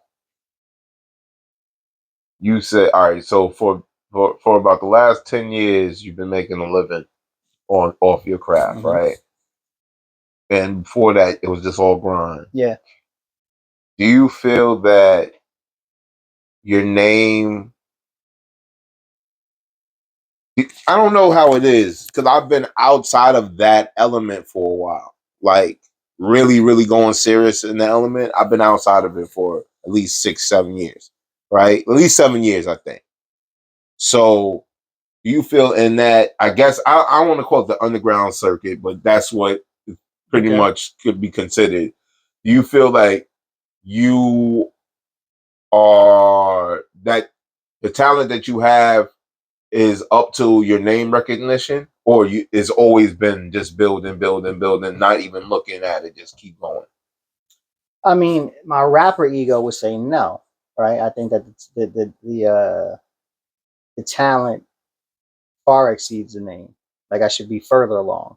Okay. You know, but I'm probably more like what you said. I just keep going. Like I don't tend to think about it that way. Okay. You know, because you know, I look at it sometimes like, yo, I've done songs with De La Soul. I've also done songs with 38 Special. Like I don't know anybody else that has that type of range and killed it on both. You know, so I look at it that way. Like, you know, I've done songs with Biz Markie, rest in peace, and I've done songs with fucking Rome Streets. You know what I mean? So it's like I don't know who has that range. You know, where I am. That could do a record like that. You know, that can do records like that, or can, you know, bounce around like that. You know, so yeah, you know, I've done records with fucking OC, but I've also done records with Flea Lord. Okay. you know, and killed both. You know what I mean? So it's just like, yeah, like that. I've always aspired to have that type of range. Like I said, like just be nice. That's why I just wanted to rap. Like, yo, just like I know people. Did you work with what's it from home? Was it Kush Guard? Did I get it right? Who maybe Smoke Dizza? Smoke Dizza. Oh, I think that that's the term that he brings. Yeah, Kush Guard. I met him a few times, but like I met Dizza when Dame Dash had the studio downtown. Oh, okay. Right, Now he was just doing the music. But we was there all the time. Me, him, Currency. Okay. Like everybody. Jim was around at that point. Before Dame married Raquel, she was there. She was like the DD112. She was like the curator of DD112. Like we would be in some of my video for Break Loose. We filmed in there. You know what I mean? So it's like, yeah, like I've been around all of these guys. You know, like yeah. So it's like. I remember you also talked about, because I watched you on other interviews, like how you are one of the few MCs, because they are MCs that use your actual name. Facts. You know what I mean? So your rapper ego is just your rapper ego. It doesn't have no. Is there a difference between a character and you, or is it one and the same? Actually, no, there isn't. Like I think about that from time to time because it's so much of my life in my music that it is really hard to distinguish. You know? Maybe the rapper, I mean, is it all MCs, all rappers that they over exaggerate things here and there? I try not to. Like I truly try not to. Okay, but you have because you. Yeah, of course. Like you know what I'm saying. Like it's entertainment too. Yeah. But I try not to because I think it for me for the person, not the artist. I don't know how to describe it, but when I'm writing, the words come to me. Like it'd be shit that I forgot. Like some stories that I've written that I forgot that I fucking remembered this. And so when it comes out, I try to stay as close to the story. Like I change names all the time because you know some of my people are still moving around. But like certain shit, I just like wow, like absolutely. I'm like I forgot I remembered that. You know, or it brings back a certain feeling or mood or a certain shit. But like, yeah, you know, like I try to be as authentic to myself and the people I talk about in the music. I try not to, you know, embellish or exaggerate. And it just comes to you. It's not like you trying to present this is who you are. And that's it. Do you feel like that's harder than just becoming a logo brand or some kind of caricature? I'm not sure because I haven't tried it the other way. No, I'm just saying how you see things. I think you know, like you know, Superman get to take the cape off. You know, but Clark Kent is his disguise. Correct. He's really Superman. Yeah. He's really Superman. He got to pretend to be somebody else. He has to pretend to be weak and regular like everyone else. Yeah. In order to be like, nah, I'm a god amongst you people. So, you know, I just... So is that kind of... Story of our lives. Yeah. On like the real level. But it's like, you know, I just kind of like keep to myself though. You know what I mean? Like there's people that I think are dope that I fuck with. You know, we touch base here and that, but I don't got no fucking rapper friends. You know what I mean? Like I don't, you know, like... You work with them. I work with you. Yeah. And that's all I want to do. And I think that I don't know how people receive that. Like I don't want to fucking hang out. I don't smoke. I don't drink. I don't want to hang out. Like you know, like what do? You play chess? No, I rap. So then, like you rap. So you rap. I rap. That's rap. That's all he does is rap. I mean, I do other, but I'm not trying to include those people into that side of my life. Right. Okay. Like I'm here to rap. Like you make beats, I think you dope. Let's do that. Now, if it spills over and we become cool, okay, cool. But I'm not looking to like be somebody's friend. It was some Patrice O'Neal shit that I just heard that the guy was like, we're friends. He was like, we're not friends. You're a comedian. We work together and stuff like that. He was like, here's the difference, right? He was like, can you pick up my mom in this area? He was like, nah, you're not my friend. That's what friends would do. You know what I mean? So I get where you coming from there. I understand that and shit like that. I'd keep it, you know, like let's make something dope. Right. You know what I mean? And you know, we cool when we see each other, but like I see people, you know, popping up or, you know, taking pit like, for what? Like wishing niggas happy birthday that you don't fucking know this nigga. Like you don't even know this guy. Right. And you wishing him happy birthday. And that's the fanatic out of the fans. Like, because I feel I know you so much. Nah. You never been a fan of a person? I am. I'm a fan of the culture of a lot of people. Okay. But I'm not gonna. But you're not gonna go crazy. You're the type of fan that be like, much respect. Yo, I think this shit is fire. Like I'll be like, yo, that shit is fire. I appreciate you. Like I was just recently telling a story with the SOB show. I hugged Rakim like he was my father. Like, yo, like thank you for everything. Like every fucking word, you know, planet Earth was my place of birth. All of that, appreciate it. But I'm not gonna on his birthday post a picture of Rakim and say fucking happy birthday. Well, there are people that do that. Yeah, I know. I don't. I think the only person who's passed away that I posted a picture of was like my father. Okay. And Blackistan. Because that was my guy for real. Okay. Right. You know what I mean? Rest in peace, Black. But so when K-Slay passed, you didn't put nothing up, but you paid respect, your respect. Of course. Yeah. Clark Kent, of course. Okay. You know what I'm saying? Of course. But to go to that extent, because people are trying to use that to garner sympathy or attention for them is like very fucking weird to me. It's the clout. It's very weird to me. Welcome to Attention Horse, where we try to get all the attention and whore it out. No, but that's where the mindset of people are right now. The working with bro pitches where you bump into a nigga at the mall and you take a picture of him like working with bro. What? This nigga don't know you.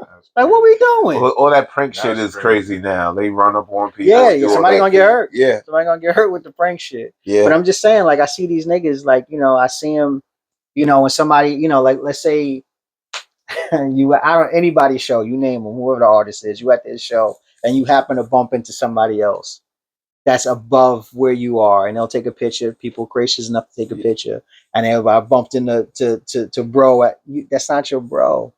You're a fan. Like I know you want to get there, but like Well, yeah, the bro thing that's reaching. Is crazy. You're supposed to address them for who they are. Had an opportunity to run into this person, right?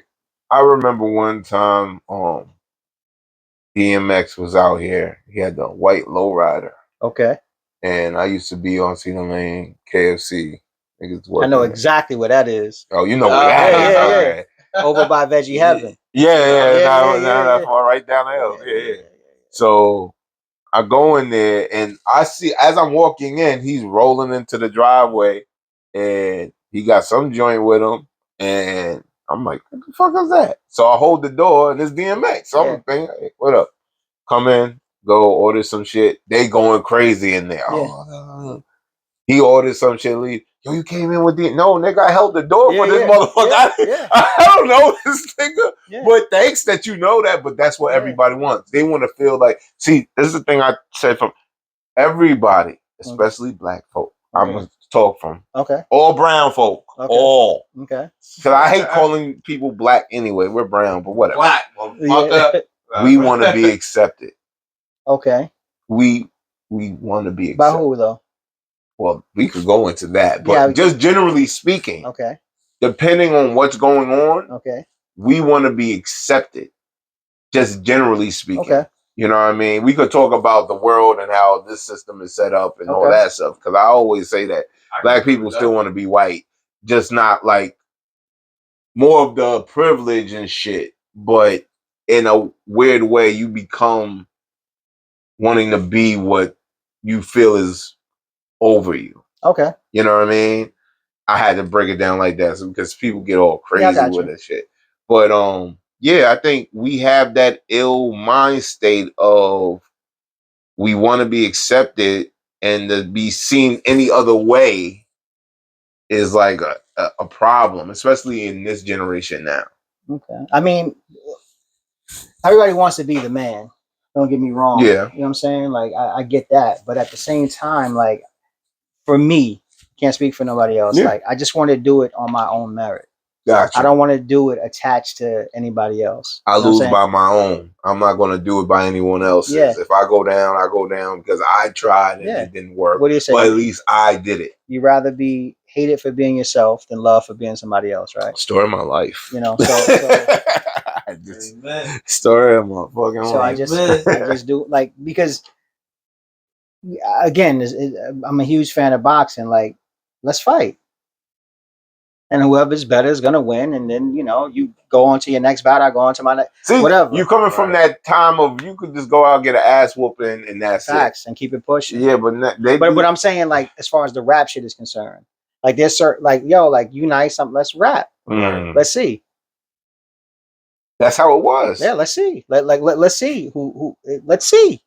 And if you have a better verse than me, then kudos to you. And if I have a better verse than you, like, it's whatever.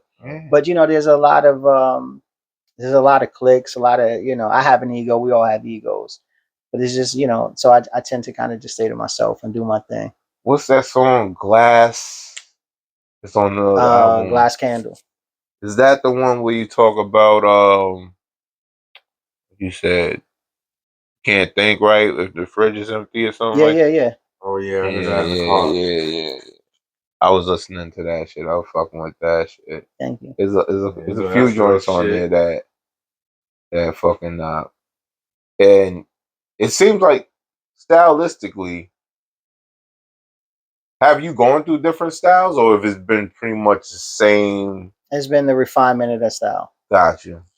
Constantly trying to make it better. All right, this is a good question. Okay. When, since you said refinement of the style, when did you know you were in pocket? Because everybody raps, but you got to be honest when you say, this is it, this is how I'm going to approach it. I know how to, like, it's there. Probably like maybe around 2000. Okay. Maybe maybe 99, somewhere around there. I did this project called Built on Slave Bricks with my man Tar. And we would go to the studio was like by Columbus Circle. And I was like, okay, this is it. Because I had rapped so what I used to do, another trade secret, y'all, I would take a beat tape and I would spit the same verse to every beat. Wow. So 90 minutes, the same verse. That way you all, in case you ever got a freestyle. Fits too. No, but in case you have a freestyle, any beat they put on, you know how to go into it. You know what I'm saying? That's true too. That's a good one. I always used to be like, how did Pac rhyme to the point where how many beats they layered his vocals over, and it's still the same, pretty much rhythmic, the way he goes. Like, just follow the drum. Follow the drums. Pac, he ran, the drum, either the snare, like the hi-hat, wherever. Just follow that, and then you find the pocket right there. But it's just like that was my shit. Like, yo, like I never wanted to be, in a space where, like, if a beat came on, I didn't have something for it. So like, yo, any verse, put it on, I got you. Right. Cool. Yeah, man. Shit. Yeah, that's a nice little ill trick. I don't think I've done that to all of it. I always just I'll be looking for a beat. But also I was a producer too, so I would make a lot of my beats and structure them. Like, I'd always be rhyming to it as I think y'all got the advantage. Like, I think that's why RZA sounded so good. We do, but let me tell you thing about producer rappers, right? And even I think Kanye kind of came across it, because a lot of times now he has co-producers or other production coming into his shit, right? You get caught in a little box. You get caught in a box when you produce and rap to your own shit. Okay. Because a lot of times that structure sounds the same. Okay. And you approach it the same. When I started rapping to other people's beats after I was already doing that, I approached it differently, and I liked it better because I was like, oh, okay. Because just like you want to hold more shit over you. Facts. About what you're doing. Of course. So yeah, I would second guess certain things and stuff like that. But when I approached it on someone else's production, I said, oh, I could do this, and I could even be broader with how I present it. So I liked it better that way. You could get stuck here and there, in a project. Listen, you doing your own project. I got a beat tape I know if I put out anything, this is going to be for my project. Like these are the beats. Gotcha. You know what I mean? With some outside production here and there. These are it. But everything else is like, nah. But yeah, it's a cheat. It's a cheat. Of course it is. It's like you heard RZA on fucking the first Woo. Yeah. Like he was, man, he was all over them shits. Hell yeah. But I tend to work with one producer per project to kind of lock in. You know, I know, people want to get the all-star production team, get this one, get that one. Nas made that famous. Facts. But I just like to lock in because, you know, Rakim was really producing shit, but him and Eric B, Public Enemy and Bomb Squad, you know, like Wu and RZA. Is a more direct focus when you have it like that. Because, well, I got the Carter album up here, the new one. I've seen, I haven't heard, but I've heard little bits of it, and everybody's saying they don't like it. It's all over the place. Are saying yeah. Because I know that thing you said about why you don't like it because of his voice. I listened to one song in here and I was like, I understand why this nigga said that. But we be killing me because it be on like Instagram or something. He have a verse or do a show, and that shit be hard. Like he got joints, but he got so much that's oversaturated. It's just his voice, and it's just for me, it's just too much. I understand. And the hot joints are tucked in the premises somewhere. Like we want to hear those, not that shit. Yeah, but yeah, that could happen. You could get stuck in your own little world. I know you don't you seem like you don't pay attention to too much stuff that be going on. I'll be so out the loop. It's terrible. It's terrible. It's terrible. It's terrible. All right, so when it comes to hip hop, not the, because we can talk about all that stuff later, but just the hip hop news, like dealing with the music itself. Okay. You stay in tune to that. Yeah, I mean, I've heard about the Carter, like, you know, I mean, yeah, you can, yeah, you know, I see, yeah. No, I'm just saying generally though. I mean, I hear about everything, I should say. I just don't invest a lot of time in this shit. Gotcha. And that's something that interests you. Yeah, unless it's something you know what I'm saying? Yeah. Like when Master Pill made the announcement that they're dropping the 7 albums. Yeah. Okay. Let me see what that's about. You know what I'm saying? One of those is the Slick Rick. Yeah. Ghost. Ghostface about to drop. Yeah. De La Soul. Clientele too. De La Soul, that's a fact. Yeah, so like shit like that. Like, wait, is he doing a sequel to that? Yep. That's crazy. Yo, give props to Ray because no one gives props to fucking Only Built Part 2, man. Yeah, I like Only Built Part 2. I was listening to some of that today. I liked it. It's a solid album. I can say that. Yeah. It's not one. That's the problem. I can't. And that's another thing. I listened to that one too much. But that's another thing that Wayne did. Stop naming your albums number. Stop continuing number it. 2 is like, because now if it's not fucking don't with, do it. All right. If you can't beat it, don't 2, 3, and 5. Okay. Those are the best out of all the Carters. 4 is and this one I ain't even. Which song got Hustler? Which one got Hustler music on it? 2. So I think that's the only Carter I've heard. I never listened to none of it. Yeah, I never.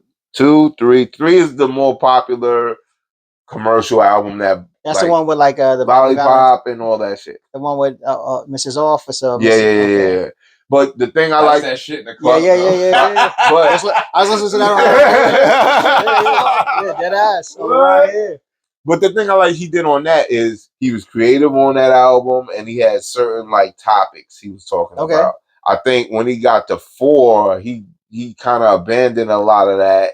I liked 5 because 5 was a mix of some older stuff he had with stuff he had to like refine. But there's a lot of he has the Kendrick song on there where he's going back and forth with Kendrick, and Kendrick ends up being the guy that gets killed by him with a girl. It's the story aspect of it. Like I like 5. I don't know about. Say that I've heard it. Yeah, but 5 is a better project than 4 and 6 to me. And I didn't hear 6. My man Ed was saying that very rarely does a sequel outdo the first anyway. Unless it's Empire Strikes Back, right? Or Godfather 2. But look at 2. You know what I'm saying? Like look how few and far between that is. Right? So no, to volume anything is difficult to do. Yeah. Like to make anything a volume set It's very hard to do because people. But then, yeah, that's crazy. A lot of my albums, I did that though. I got a street life volume 1, 2, 3, 4. Yeah, it's difficult. Well, did the first one exceed it though? Did the first one they were better. The first one was the basis. The first one got you noticed. Probably not. Well, why did you continue it? What was the reason for continuing? I don't know, bro. Whatever guided me to do it, I just did it. Now, was it influence from, Jay-Z, Volume 1, 2, 3, all that type shit? Okay. Nah. I mean, it just made sense to just do 1, 2. This particular series that kept going. I thought of that for one of my projects. I was at least going to do a sequel to it, or maybe a third one. I thought of titles for like a third project into that, like making a nice little trilogy.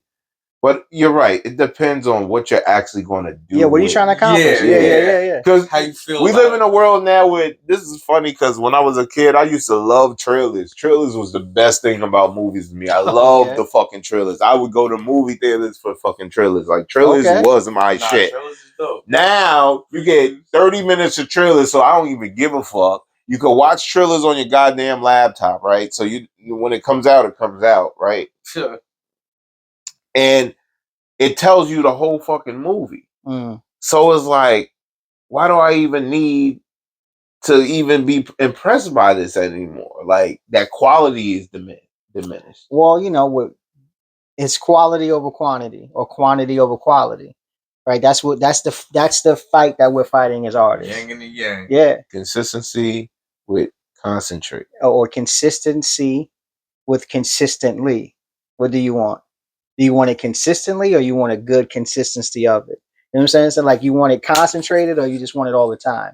And then, we come to the point where we're playing this algorithm game where they want something all the fucking time. Oh yeah, we're all hamsters running on that goddamn wheel. Yeah. Trying to make it, or trying to say, hey, look at me, I could do this, I could do that. And it's just like, I'd rather give you quality than quantity. That's why I haven't given you fucking 10 albums in a year or 5 albums. I could. Right. I write quick enough where I could do that, but I like to take my time. You write? Yeah, right. Okay. Yeah. And it's like, I like to make sure. Do you write? Do you read, or do you process it first and then go hit the booth? I like to not hear anything until it's time to record. So I want to hear the beat for the first time. I want to, I like that, or the sample, like, because I've done projects where y'all build it, like y'all kind of build it. It's like, boom, let's go. But I'm just saying, when you in the booth, as soon as I write it, let's go. No, is it already in your head? Write it, boom, let's go. Oh, you right here. Let's rock. Okay, that's the best way. Fresh and hot. Facts. No, I understand. Fresh and hot.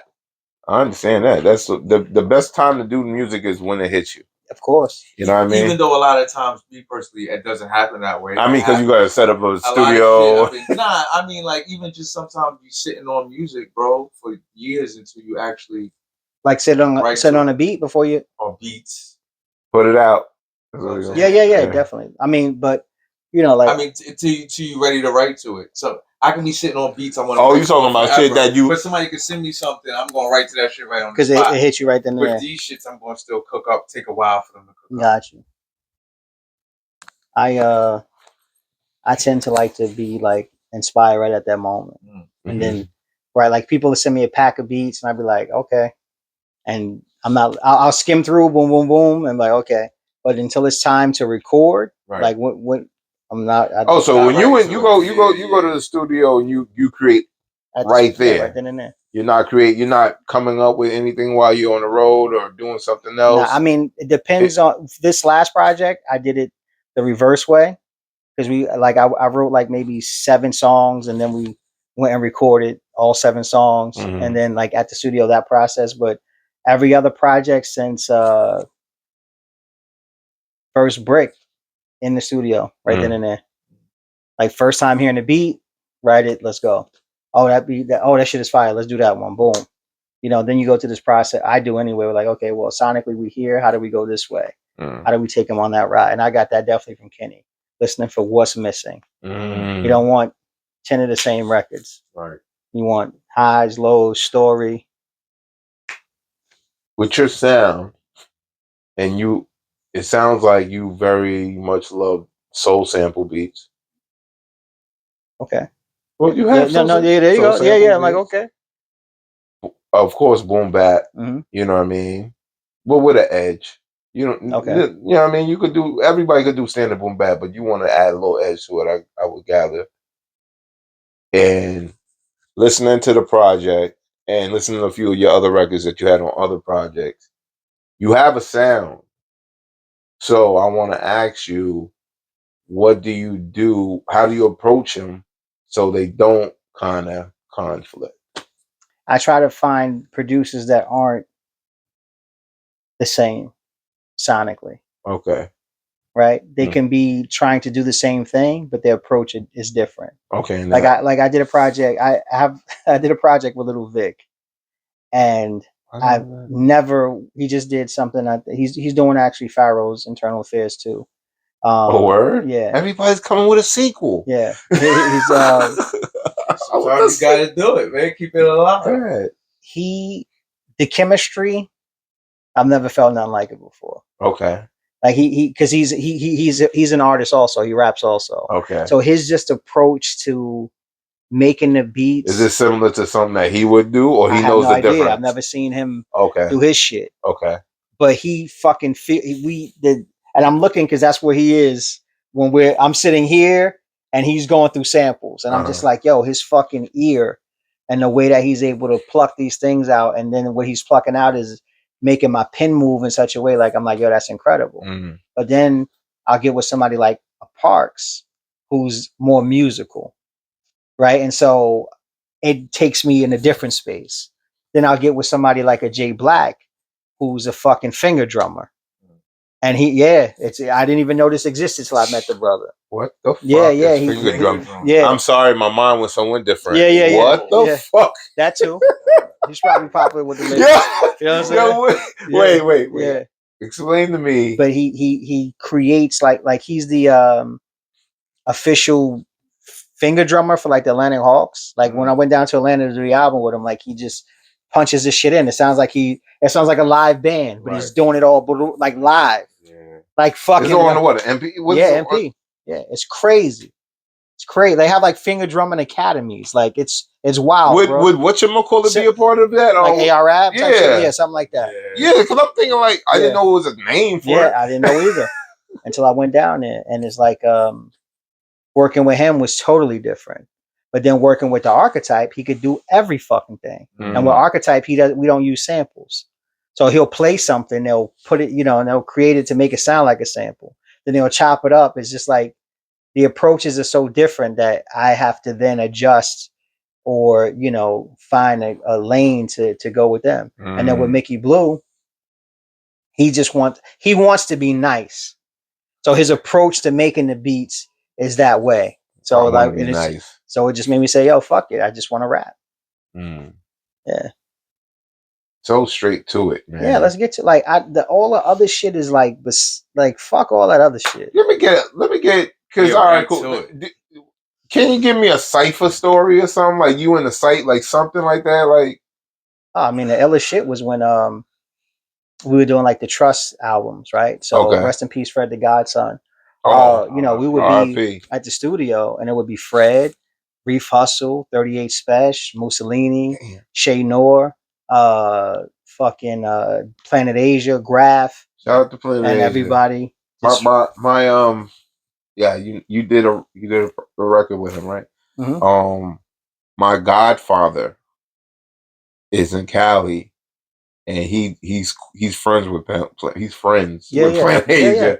And he's his hype man when they were doing shows over there. That's crazy.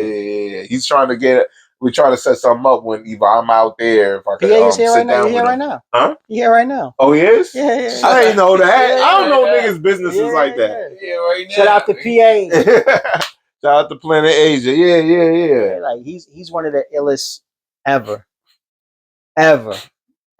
Like I've seen this man, like you think he's asleep. And he just pops up and he got a whole fucking song ready. Yeah, I hear a lot of niggas do that. Like we did like Styles do that shit. Like the Big was doing that shit. Yeah, I mean it's crazy. Like I've seen it.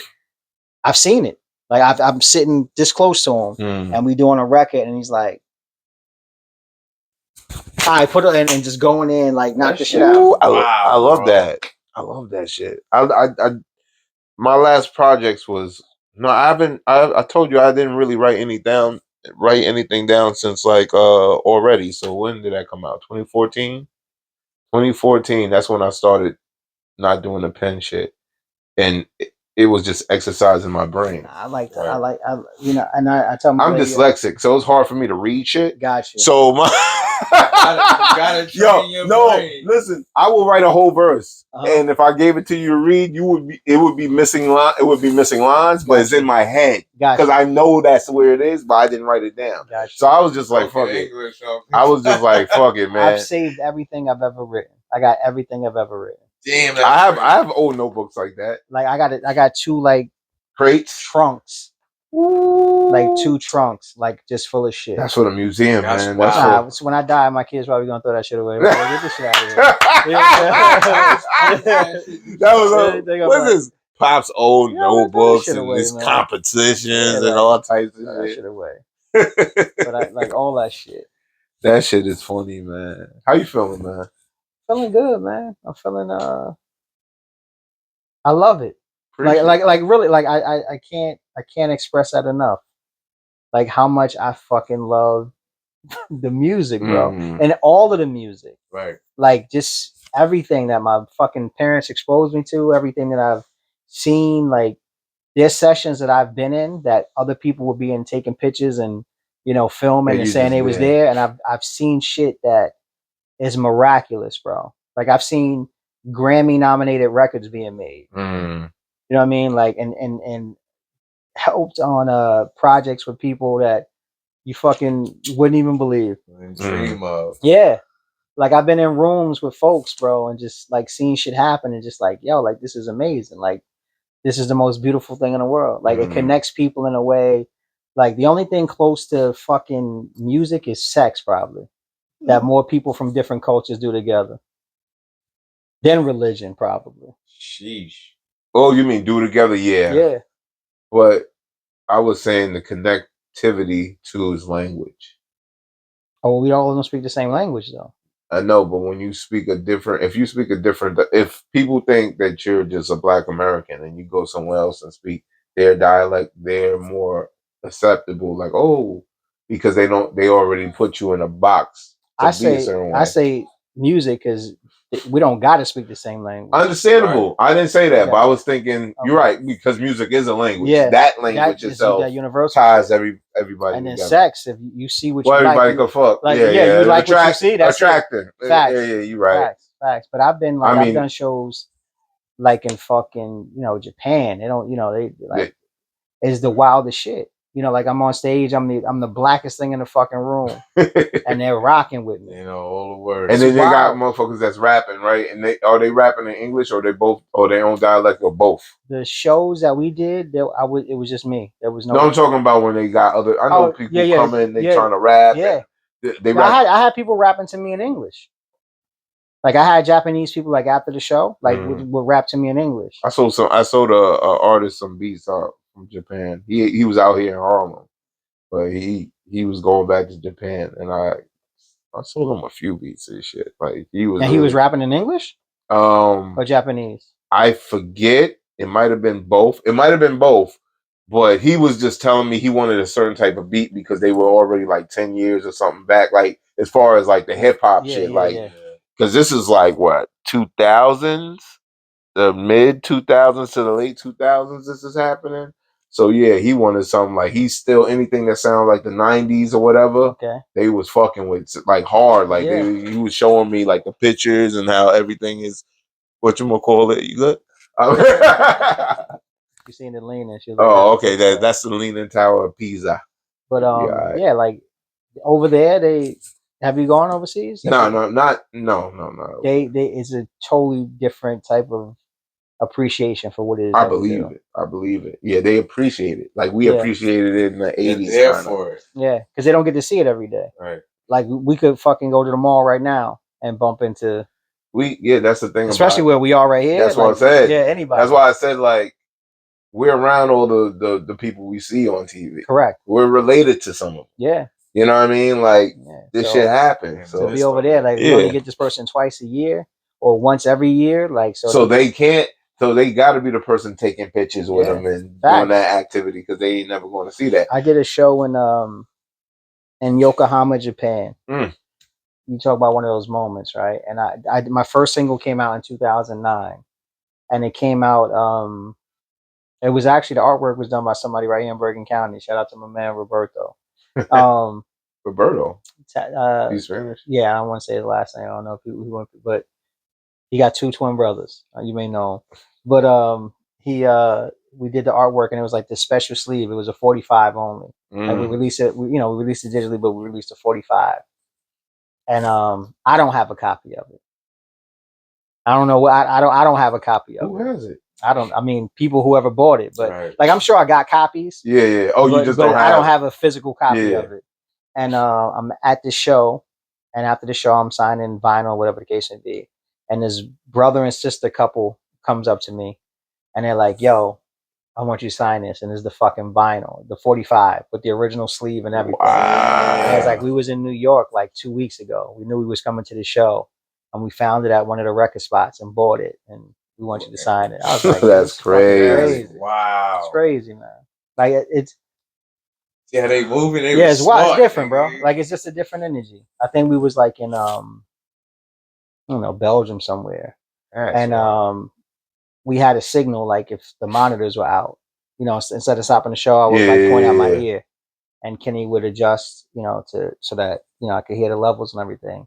And I'm rapping and shit, and I'm pointing at my ear, and nothing's changing.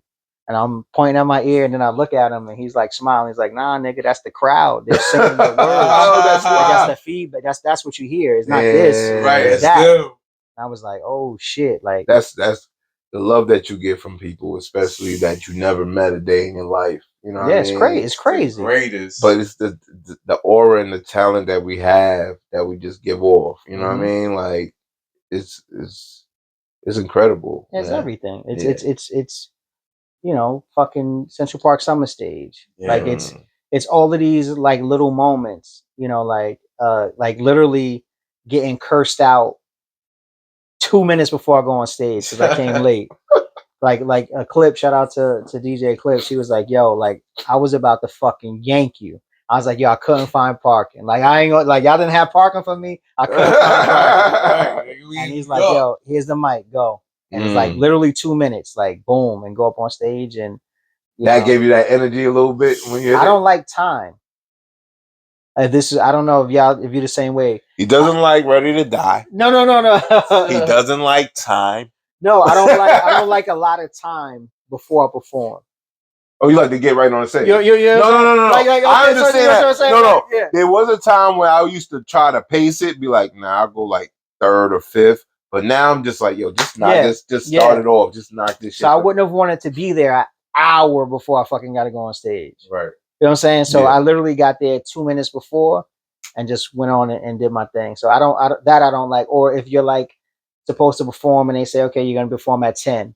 And then you're ready for 10. They're like, yo, we're going to push it back another 20.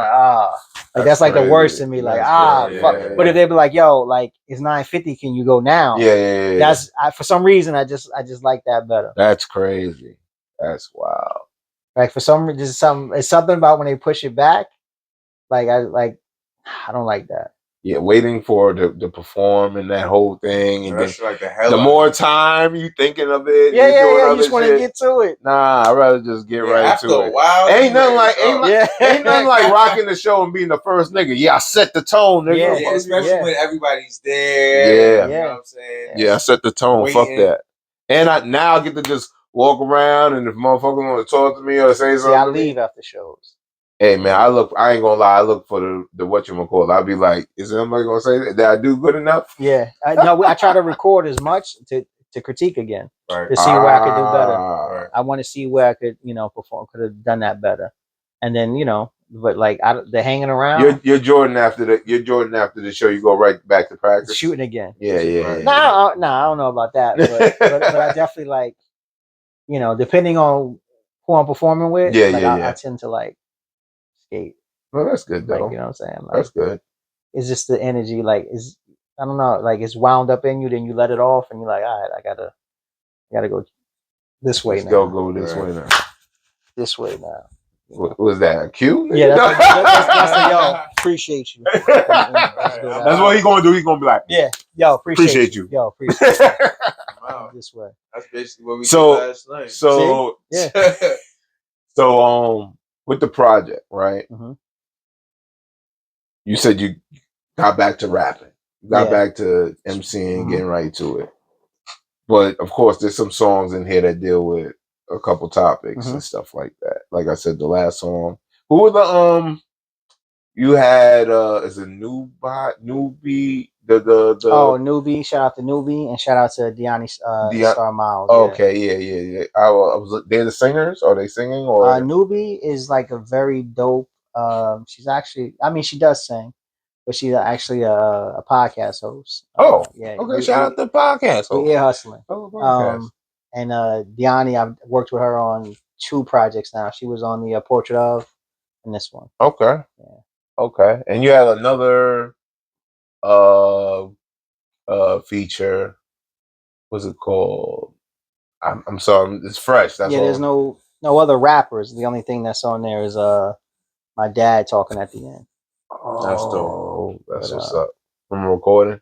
From a EPK that we did for the first album. Oh, okay. Yeah. That's what's up. I was gonna use a voice message you left me, but I might say that for something else. That's what's up there. Yeah. Keyboard. They can't get everything just yet. No. They may never get it. Don't give them all that. You know what I mean? Don't give them the Netflix pack and just dump it all facts, there. Facts. Give them a week to week. You know what I mean? Let them talk at it at the water. I love how Common used to have his father talk at the end of the records. That's like that was. Didn't he? I remember what album was that? Was the One Day It All Makes? I think it was that one. It was the one where his mom was on the cover. Yeah, that's One Day It All Makes Sense. Yeah. I remember that project a lot. That was dope. Yeah. That was dope. Yeah, I bought that out of the VEIWS. Or was it fucking one of them goddamn? It was one of them stores that you had to get a physical copy. Yeah, you know what I mean? None of that digital shit that they got going on here. Yeah, crack it open, plastic, read the liner notes, all that. 9 joints, right? What's that? 9 joints. Yes, 9 joints. 9 bullets, so you don't. Bang, bang, bang. I like that too. Like short to the point, get right to it. Yeah. No air in between. You know what I mean? And it makes sure that you have to focus on those 9 right there. Yeah. You know what I mean? That wasn't the end. It just kind of felt done. Like, you know what I mean? Just I think we're done. Just put a cap on it. Yeah. That's what's up. That's a good feeling. Yeah, definitely. Yeah. So with this project, what's your plans?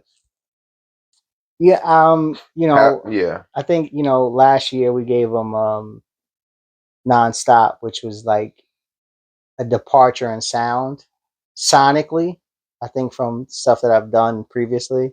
So this is just for the genuine fans of what I do. This is for y'all. Like this is the people that have been fucking with me since Dope Music back in 2009. Like this is that guy. A rekindleness to that. Facts. This is that guy. You know, with some life experience, with some refinement.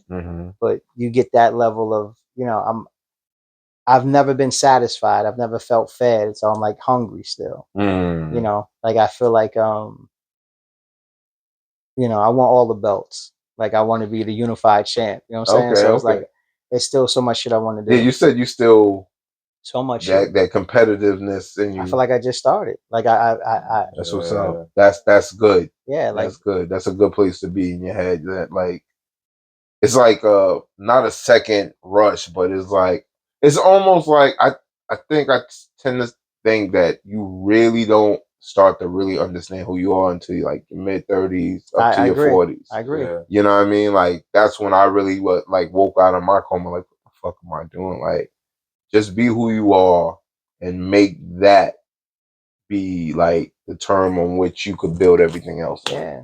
You know, so that's where I'm at right now. Like I pivoted. Yeah, I don't rap as much, and I don't produce as much, but I take that type of skill and creativity and I put it into this. That you are who you are. You just the medium may change. That's it. That's it. That's all it is. You know what I mean? I literally was having this conversation yesterday. Like my man boxes, but he's not gonna do that forever. Right? He can't. Yeah, you know what I'm saying? So he will be who he is, doing something else. Yeah. You know, and just who would you be doing something? What would you do if you wasn't doing this? Like how that just came out. Something talking to people, maybe still in the Nation of Islam, maybe a minister in the Nation of Islam, maybe doing a podcast, you know, or maybe A&R and other people's projects, but something creative. Something creative. Yeah. In tune with whatever else you ended up being. Yeah. Something creative. Something where, you know, my name Rasheed means the one who leads to the right path. Doesn't mean he gonna get there. Never say he get there. Okay, he Moses. Just leads. Okay, Moses. Yeah, because Moses he never made it to the promised land. You know, but yeah, so something along that lines. It could be a fucking youth counselor. Who the fuck knows? But something along that lines where like these stories and messages, you take them and you do something with them. You definitely come off and as a man that wants his family and his people in a better position in order to get where they need to go. Yo, it's all about, man. I mean, Snoop said it in a different way, but it is no fun if the homies can't have none, right? Right? If you're the only motherfucker with it, right. There's no fun. If you're the smartest in the room, you're in the wrong room. Right? Like you got to go someplace else, right? You know, like I was never content being a big fish in a small pond. I wanted to really see. I still want to see. Right. You know what I'm saying? Like, you know, I haven't done a song with Jada yet. I want to see. Right. Let's fucking see what that sounds like. I haven't done a record with Nas. Let's see. Ghost. Let's see. You know, so it's like you always, for me, always want to test it. I want to see. Supreme Clientele Part 2. Yeah, let's go. Part 2. Ghost, what up? Like, let's see. Mass Appeal. Yeah, what up? What up? Don't you do no word? Mass Appeal would be a nice little. Let's get that. Let's get this going. Let's get to that. Yeah. Let's get to that. Come on, man. Real hip hop, real MCing out here, man. Yeah. Like I got a chance to do a record with somebody I think is super nice, Fashion. Okay. He's from Fresno, California. But it's like, yeah, very good record. I was very pleased with my performance. You know what I'm saying? But even rocking with somebody like a Planet Asia, who I really hold in very, very high regards. You know, like doing, I don't know, we probably did all together 5 or 6 records, like some shit that hasn't come out yet still. Like the record we just dropped, Peace Beloved. Like, that was like a dope, as a fan of the culture, the art, the sparring, all of that shit. Shout out to my man Supreme Cerebral on that record too. But like, yo, like, let's rap. Like, let's fucking rap. Let's just fucking rap. Let's rap. You know, it sounds, you know, people like, but yo, let's just rap, yo. Well, people stuck on fuck your chain, fuck your money. Are you nice though? Are you nice? You know, we were talking having this conversation like, can you be dope and corny at the same time? Because there's probably nobody that you think is dope that's corny, that you think is corny also, right? No, I no. Because you don't know. No. Right? There's nobody you think is corny, but like he's also dope. That's a fact. Because the people you think are dope, you don't think they're corny. But it depends on your definition of what you put into corny. You tell me whatever your definition corny is. Could be a style. I don't like that style, but it doesn't mean that that person is. Do you think it's dope though? No. There's niggas that have corny shit. I had corny shit. Do you listen to what I'm asking? I'm dope. I've done and said corny shit, and it still made it dope. Your definition of corny. That's what I said. It depends on how deep. Whatever your definition is. Is Will Smith? No, is Will Smith corny? Is Will Smith or is it Fresh Prince corny? One of them. Is any of his shit? You're gonna say yes, he's done corny shit. But So- is he so- still Will? Is the Fresh He's a was dope the actor. Fresh Prince corny? Yes. Did he have hot music? No. What? Some- I'm talking to. I'm No, talking to. no, I listen don't to like me. Ready to Die No, over here. listen to me. And shout out to Jazzy Jeff. That's what I love, Jazzy Right. Jeff. I was waiting for this break. What- I was waiting. What I'm saying is, the Fresh Prince. Go ahead. Did the music necessarily speak? No, it didn't necessarily speak to me. But when he was Will Smith and he dropped Summertime, that shit was fire. You took all right. Whoa. That shit was fire. No, But he was. even though Wait. niggas He like was in the Will brand Smith. new funk and all that shit. He back was in the Will day, like, Smith. niggas Okay. fuck with Was he that. still the Fresh Prince? Yes, he was still. So that he got. He still. So he got still, that. He caught that. Will Smith was getting He's jiggy always- with Okay, it. so Will Smith was getting jiggy with it in the That's 97. other record, And- Wild Wild West shit, right? Yeah, that's Will Yeah. Smith, Okay. right? Now, granted, I had one of those albums when he came Okay. out, right? And certain people supposedly had wrote for. Now, Or so- helped him Pause, wrote. Big Willie style. Well, Nas supposed to have helped him He on helped him on something on that. Just Cruise was on there. That shit was hot. But the It was one Trackmasters was on But that wait. shit all over that shit too. the one record he liked, the production one was record that didn't make him corny, that made him dope, was Summertime, which he wrote, but he sounded exactly like Rakim. Rakim. Listen. So is Will Smith corny? Is there anything about Jazzy Jeff? Excuse me. Is there anything about Fresh Prince that I would want to emulate?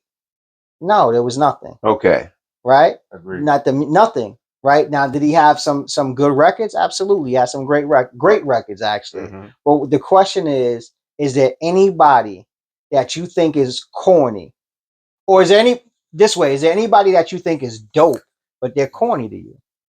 Oh, I would say yeah, Will Smith is a prime example, but then he's really not corny though, because he's all right. Bust this. Go ahead, break Bust it down. this. Go This is a good. This is a good one. This is Go good. This is good. All right. Game. The Game.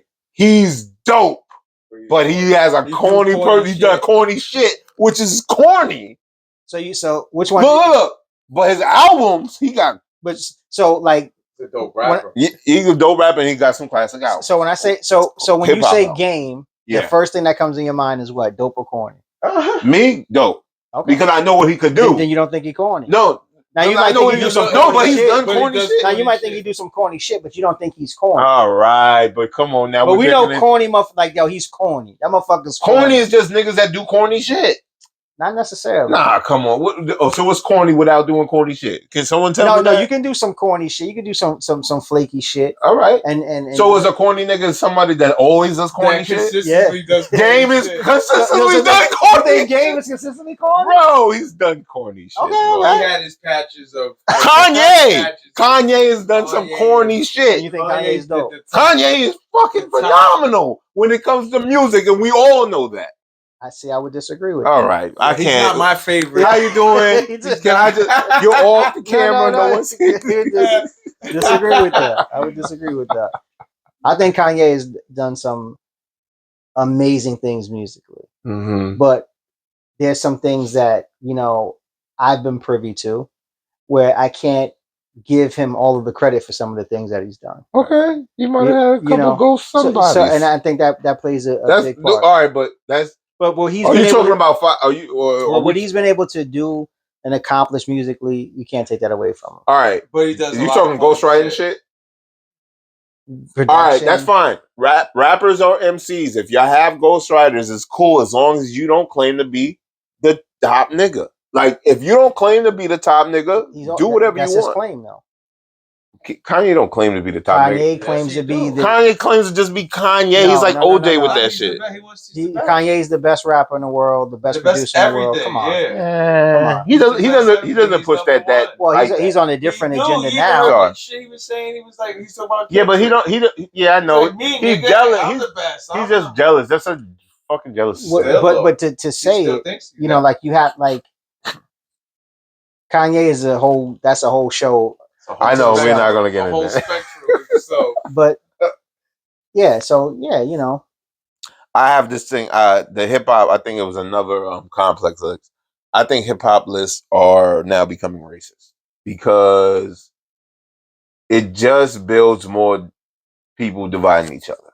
Like, we don't do top 10 or top whatever for rock and roll people, do we? Do we? Does anybody see like a top guitarist, or do we see a top drummer? Do we see? I'm sure that's probably where Rolling Stone was going before hip hop came. I'm sure they had those conversations. Well, if they do, those people don't care. They don't make it important. They don't make a thing about it. I get what you're saying. You know what I mean? Like, I mean, we've all read How to Make a Slave by Willie Lynch, right? Right. You know, you know the psychology of it. But we know it's the psychology all of it. bullshit too, though, I know bro. Those just be bullshit. The masses, yeah, true, they don't know the psychology, and if they do, they don't want to pay attention. Everybody got their own opinion, though, bro. So at the end of the day, it's like, I've seen because people want to fight over Nas and Jay-Z, like that was, you know, or even I've even seen like even after the verses, like, you know, Locks, Dipset, like people like Locks, they had to really say, yo, we was just talking shit. Like they had to say that because people was like, no, man, fans. It's short for fanatic, which is a mental issue. It is for people. I don't think there's any artist. It is like there's no artist I would fight over. I don't care. Nah, I've done some fan shit before, and I was like, never again. Fight over niggas. Yeah, you gonna fight over it? What? This nigga don't know you. Right. And you ain't getting none. That's wild. You know, it was a time and a place for that, but you know, you grow up that. But I feel like because I don't have an attachment to like sports teams and shit like that. Sometimes like I see how people get so amped over their teams.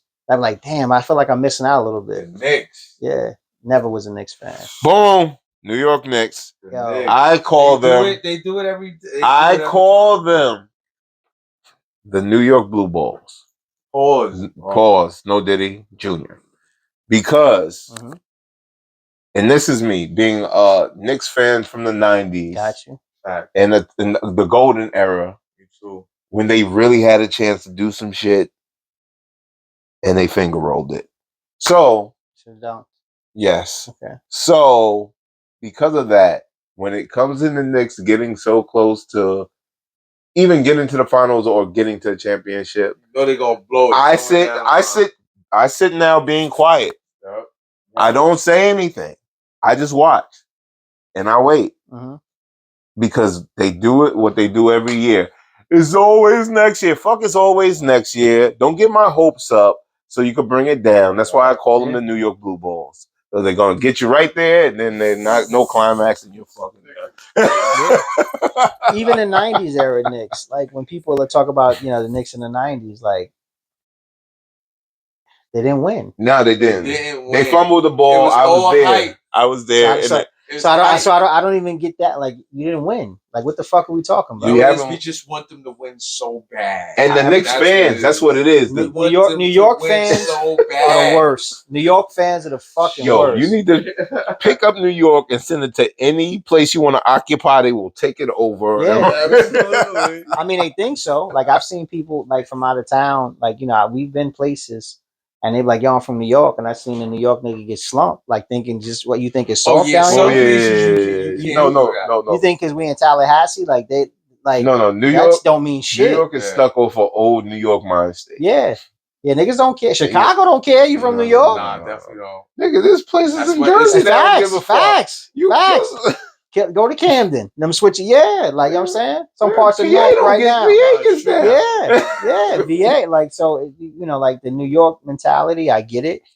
You know, I'm a resident now of New York.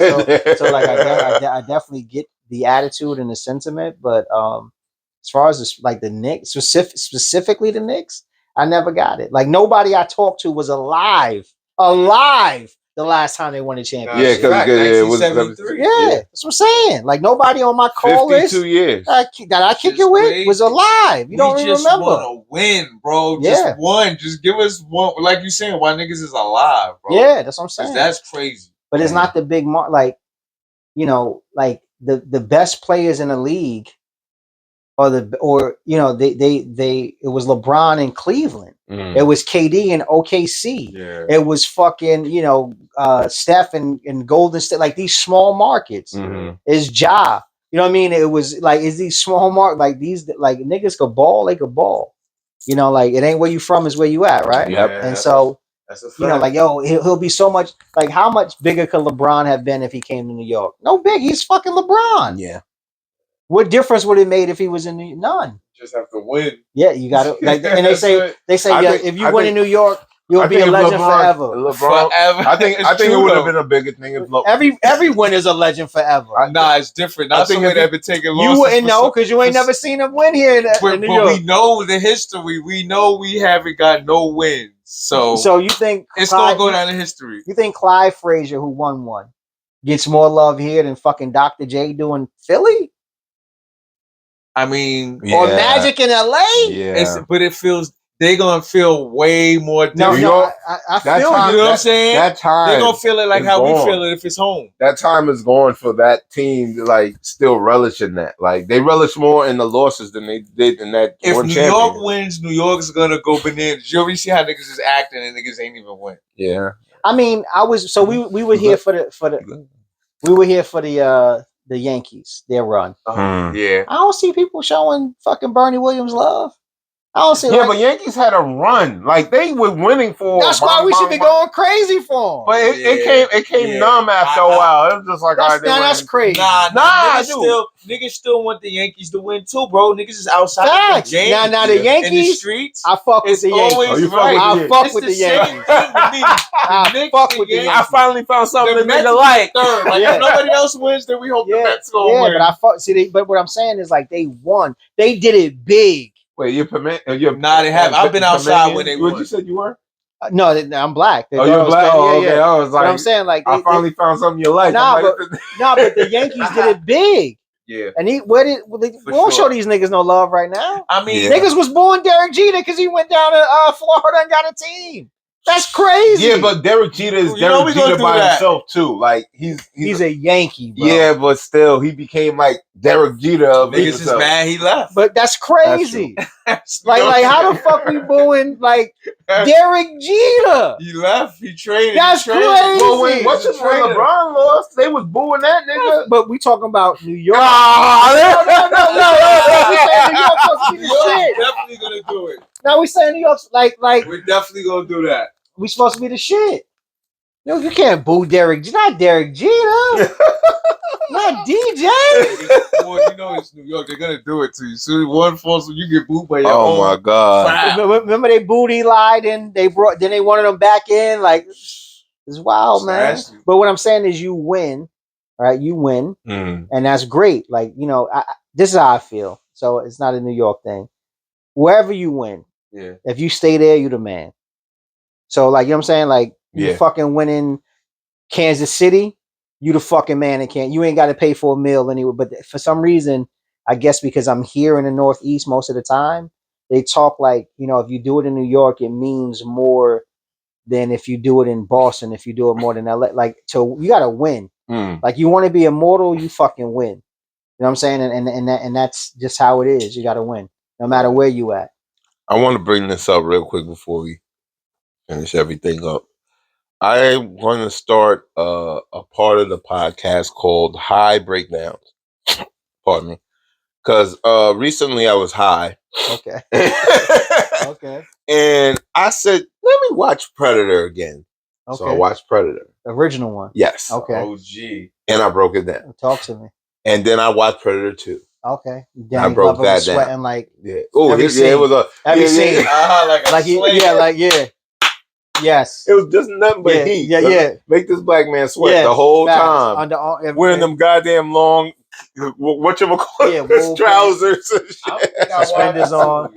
I don't think I've seen 2. 2 is the shit. 2 is the shit. 2 is in LA. So that was one of the 2 is the shit. 2 is the shit. Yeah, 2. It's not the first. It's not the first.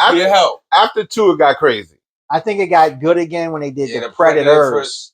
Yes, I started watching that too. I'm trying to make somebody that I know and love, because they went back to that and care about deeply. Watch this particular movie. No, yes, yeah. I'm in the middle of it, rewatching that one as we speak. So, but go on. Yeah, so I'm watching The Predator. Okay.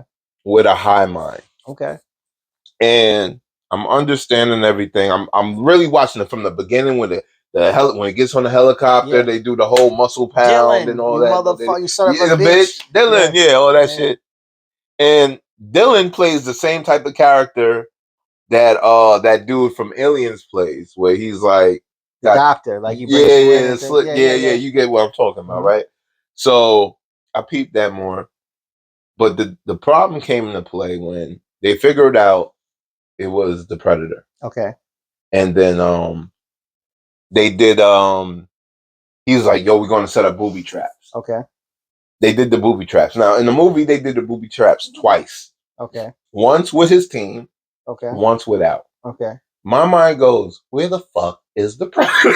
Okay. This nigga could be invisible anywhere. Yeah. You're giving these niggas time Yeah. to build a trap for your ass. I see what you're saying. I see what you're saying. And then you want to pop out invisible. He pops up invisible. Facts. And does his old spill. I see what you're saying. Then later on, after he blinds him with mud. So mud blinds my heat signature. That's what they say. So mud could blind my heat signature, my aura. That's why Arnold Schwarzenegger was hiding in the rock. Yeah. Which is like, all right, whatever, right? But then you allow this mud nigga to make more traps. Okay. And you know what the nigga's doing when he's doing this? He's shining the skeletons of the other dudes. He's buffering that shit. Oh yeah, that shit was funny. I think while he plotting your demise. It's just dude. So I watched that shit. I said, "This would never happen. Like, how do you let this shit?" But you see what the science behind the movie. See, now I don't get high. Now movies are not supposed to be realistic. No. But let's translate it to real life. God.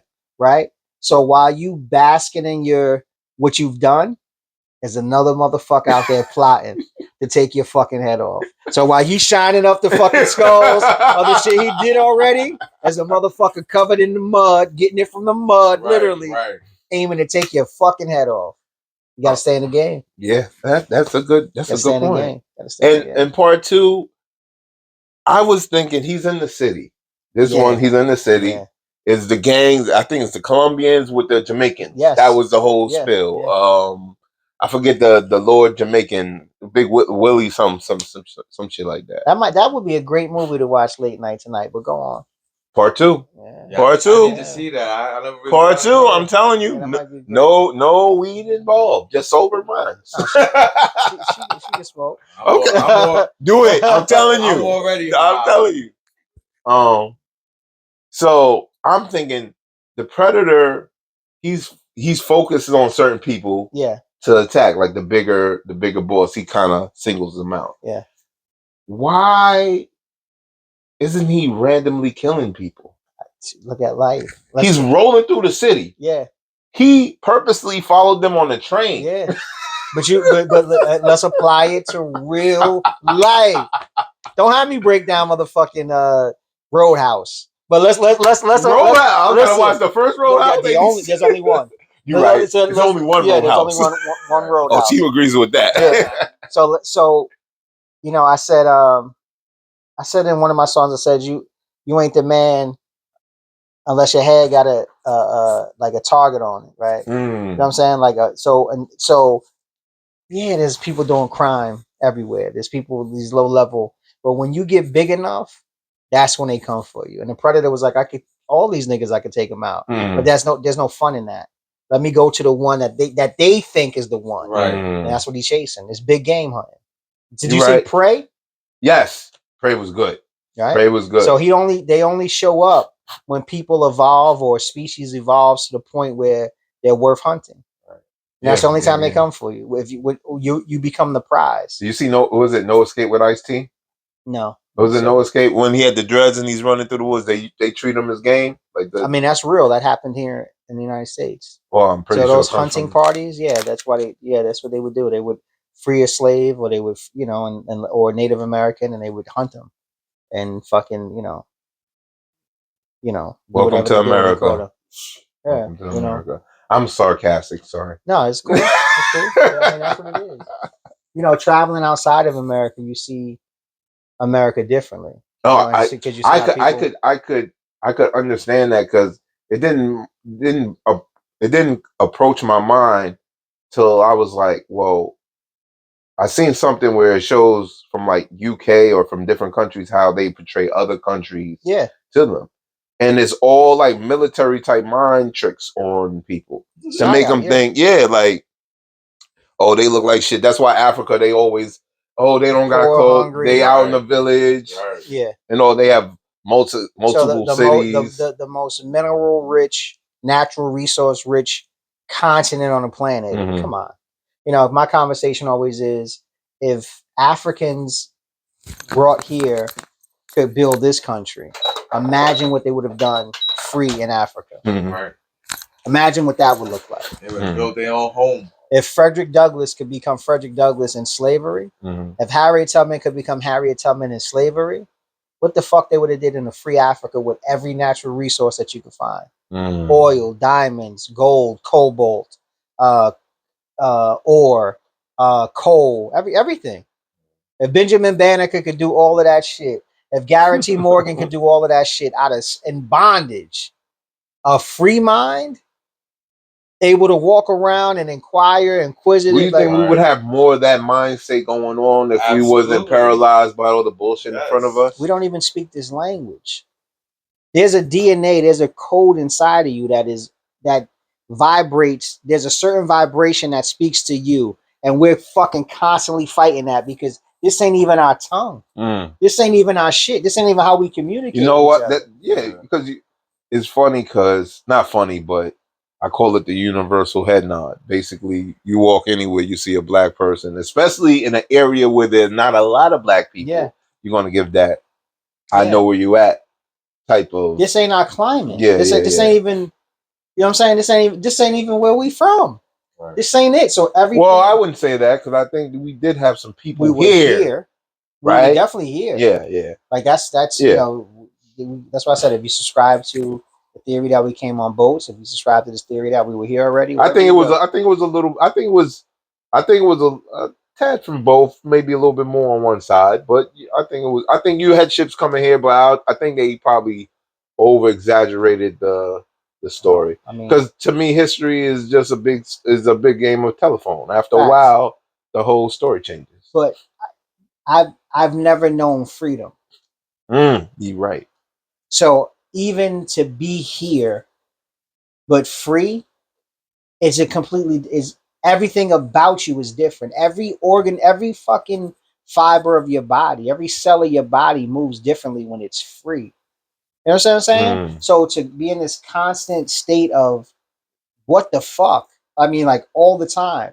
You know, like it's all the time. It's me seeing you today for the first time. And like, who the fuck is this pulling up? Oh, but I know where I know what we coming to do. Yeah. Right. But you still on your You know what I'm saying? But to constantly be like that, and that's with everything. And then not to mention what they put in the food. Not to mention, like, you know, if a motherfucker will sell you water, he will deny you air. Believe that. If a motherfucker will bottle water and sell it to you, he will fucking deny you air one day. And so to constantly be in that mindset, that psychology, which then goes into your physiology. Like we look different than what we would have looked like back then. Because we eat different than what we would have ate back then. That's true. And we think different. Like just a level of freedom, bro. Like never been free. The illusion of freedom comes with money. There was no money there. No, but I'm just saying right now, that's correct. Correct. They think the more money you get, the more freedom you have. If you don't. No. You know, and it's just like, you know, that's why when, you know, Native Americans was like, what? You want to buy the land? The fuck you? How you gonna buy this land? You gonna die? You know that, right? You gonna go right back. I just started learning about the Louisiana Purchase. Like it's called the Purchase because they bought. Correct. Yo, I was like this shit that you get taught in school, and they just me in school. I have a problem with school, but they just tell you what they want you to know. Of course. Off the surface, and that's it. Don't dig too far into it. Like we're gonna ask why is that or this, that, and the third. This is what it is, and this is how it came up, and that's the story. We've made hindsight, of course, is 2020, but to allow the people that enslaved you to educate you, or to educate your children, it's insanity. It's crazy, you know. Or so it's just there's a lot of unlearning that we have to do. You know, this, you know, like you spoke earlier about, we want this acceptance, and I'm like, from who? Right? I think we really got to start with ourselves. There's enough of us that if we all fucked with each other, that's all you need. Yeah, but we don't tend to believe that's that. You know why? The issue, because it hasn't been told to you by who? The person you want acceptance from. The person you want acceptance from said, you know what, we should be all inclusive. We should be a melting pot. It should be, no, that's the person. And that's why they always look for them. Correct. That's why I brought up the thing about coon and sambo, like the terms. I think they only exist because we look for this relevance in the eye of our oppressor. Correct. Like, why would we be? There's no other culture that calls anybody else a lesser thing like that, unless they're just doing it for some spiteful. I mean, there's caste systems in every culture. Right. No, definitely. It is like the racism, prejudice. Correct. And colorism, own shit. whatever. But the fact that, you know, you have a people that were forcibly stripped of everything, you know, from name, religion, you know, like to know that the images of Jesus aren't real, and to close your eyes and somebody say Jesus and you still see that image, that shit is deep, bro. Remember, I was having a conversation with this brother from Germany, and I said, you know, every religion, major religion on the planet, they have a God that resembles them. And he was like, no, I have white friends that are, you know, Buddhist, but there's a religion that he could pick, Christianity, where there's images that resemble him. You know, Asian, Indian, what's the black religion? Now we could go back to Yoruba, you know, but we don't deal with that here in America. That's not something that's practiced on a grand scale. But just all of this shit, like if you ever go to a black country, Jamaica, you just go right to the Caribbean, Jamaica, right? Yeah. You Jamaica, Bahamas, right? Yeah. And you see, well, even now in Jamaica, the last time I went, I remember loving to go there all the time because all the signage was black, like black. Yeah, you know what I mean? And the police officers were black. Yeah. And the cab drivers were black. Yeah, and the fucking KFC everything was black. Yeah. But now that's even gotten lighter. The images that they portray for Digicel and shit like that. I was just like, wow, like that shit is crazy. You know what I mean? It's we gotta fuck with us, man. 7% of the world, yet they run it. Yeah. They got you really believing you a minority. Yeah. That I don't like. I don't even know if I should be believing statistics because who's making these numbers up? Right. And so there's only 13% of us in America, but we spend the most. Yeah. And we spend more than some countries make. So we getting this money, but we also shelling it back out. We don't. It's like doesn't stay in our community. It's like a hot potato. We can't. We want to get. It's like a disease. Roll that shit. In and out. Yeah. The only real establishments in our community that we really give our money to is black barbershops, black beauty parlors. That's it. And then from there it goes wherever. But that's then we have a problem with all we second guess any other black like store or opportunity. Like we got to be better too, because I try to support black business, but it's my money, so I want to spend it where service is going to be good, food going to be good. Listen, I just went to Paulus today. Okay. And I say what I always say. Number one, their food is always dry to me. Sorry. Number two, they take long. I ordered sweet potato pies, potato salad. Okay. Oh, a potato salad is right there under the register. I paid for it. She walks off. I don't think she's getting it, but it's right there. Okay. She's on the phone. Okay, the block work. I'm waiting there. Now the people behind me is like, "You go next." I was like, "I ordered already." He's waiting. I'm waiting. So I'm waiting there. She comes up. Literally, she comes up. Oh, God. Gets it to me right there. One time, and then I said the receipt because I was looking at the receipt because I'm the one that printed it out. Yeah. So I wanted my receipt. I was like, why? Why is it always one time, two times? Okay, but we can't. Yeah, it go. You know, I know Wallow said something about. I know. Excuse me. Quality, but it's true, man. It's quality. Like let's fuck with us. Like and that's why I say that black people or this the mindset black we think that we can't. We got to work harder on working harder.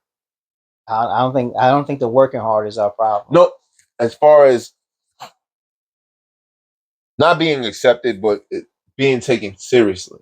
Okay, I could. You know what I mean? That's where it is. We're now at a point where, sorry, all the ladies, y'all get nice bodies and y'all twerking everywhere. Okay. We're at that point right now. Like we're at that point on the job. They're losing it. Yeah. Like they're doing it just for the camera. Yeah. Like and then when they get and then if we get told about each other, we don't want to accept it. You know, that's generally speaking. I'm talking. No. I mean, accountability is definitely an issue. Yeah, there's a time and a place for everything. 100%. You know, and I just feel like in a lot of ways we've lost our way.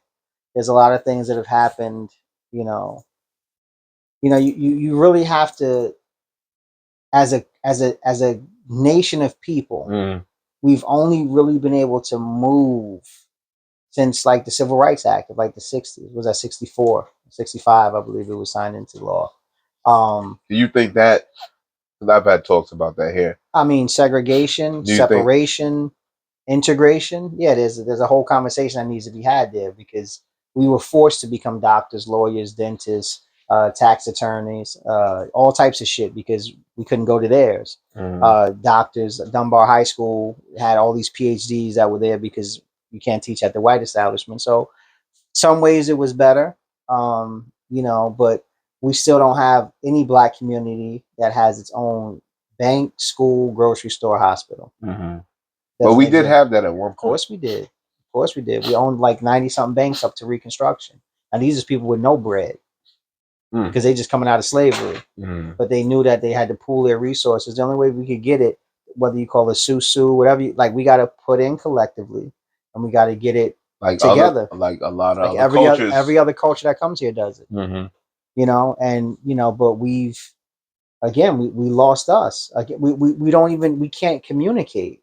Like we don't even. It's so much of us that was lost. Like I couldn't imagine being a slave in that sense, where I married this woman, and this man is coming from this house telling me to stand outside while he go in here and fuck my wife. That's crazy. I couldn't imagine being a woman having this man come to my house and him telling me to step outside while he fucks my husband, because that took place too. You know what I'm saying? So that shit happened as well. So and then we have to lay with each other after that.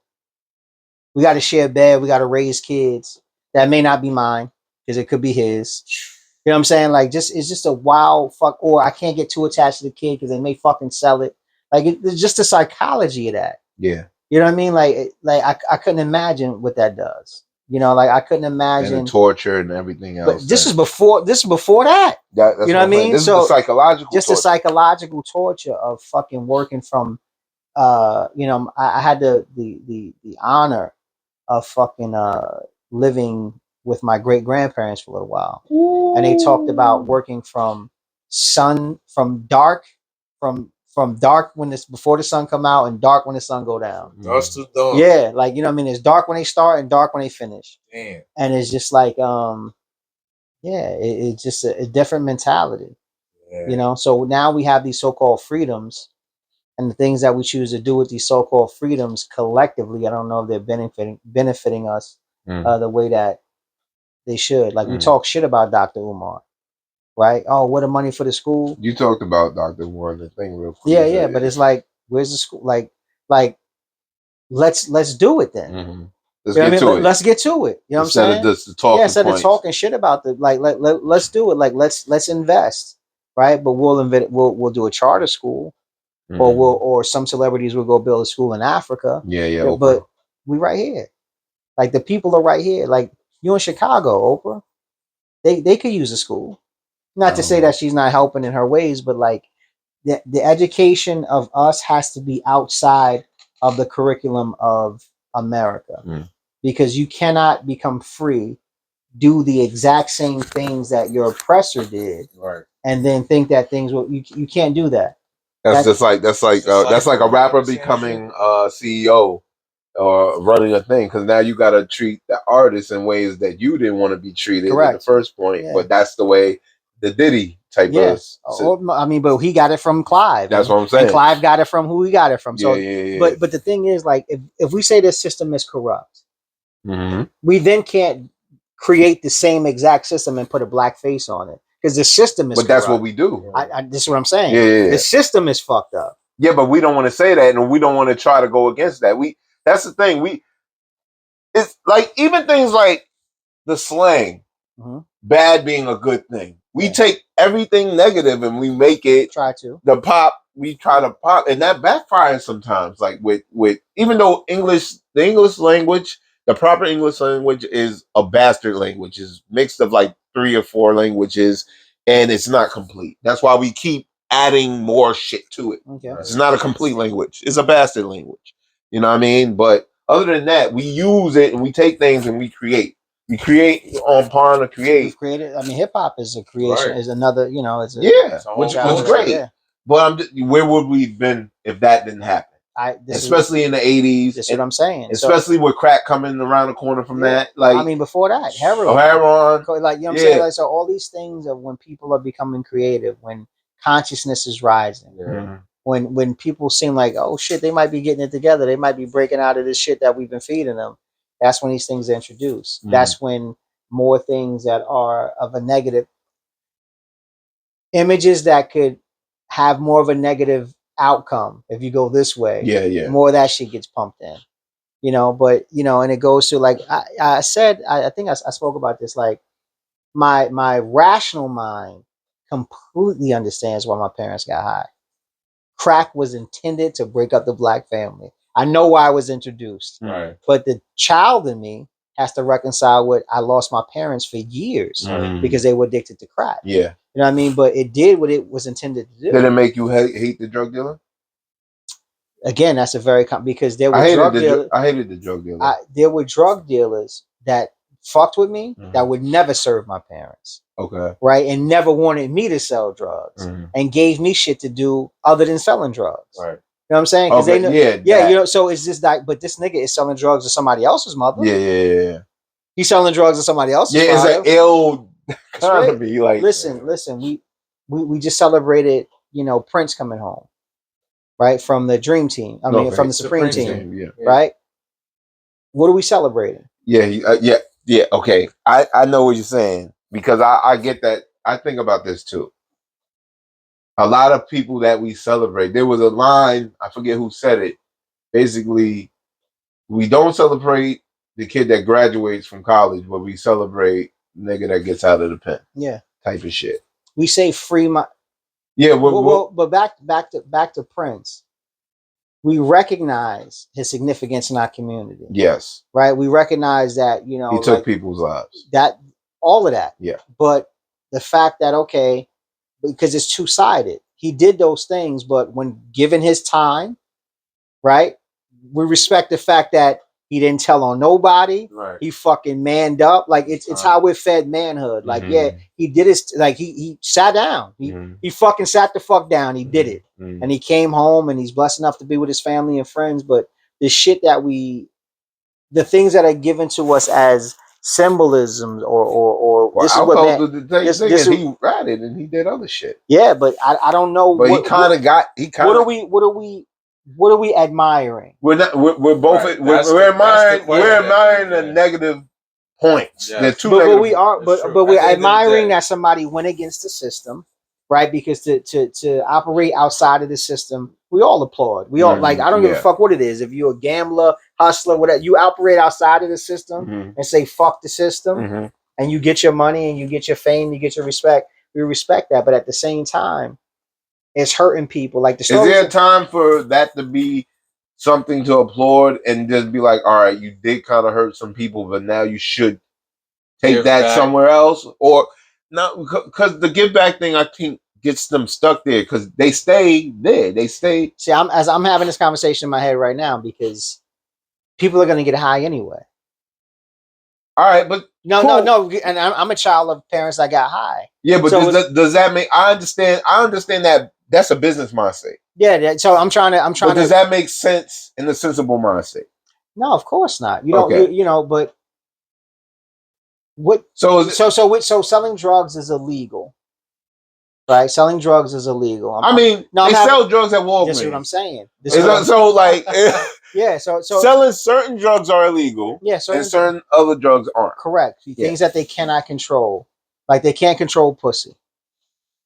They can't control pussy. That's why prostitution is illegal, right? Because they can't. But there's ways around that.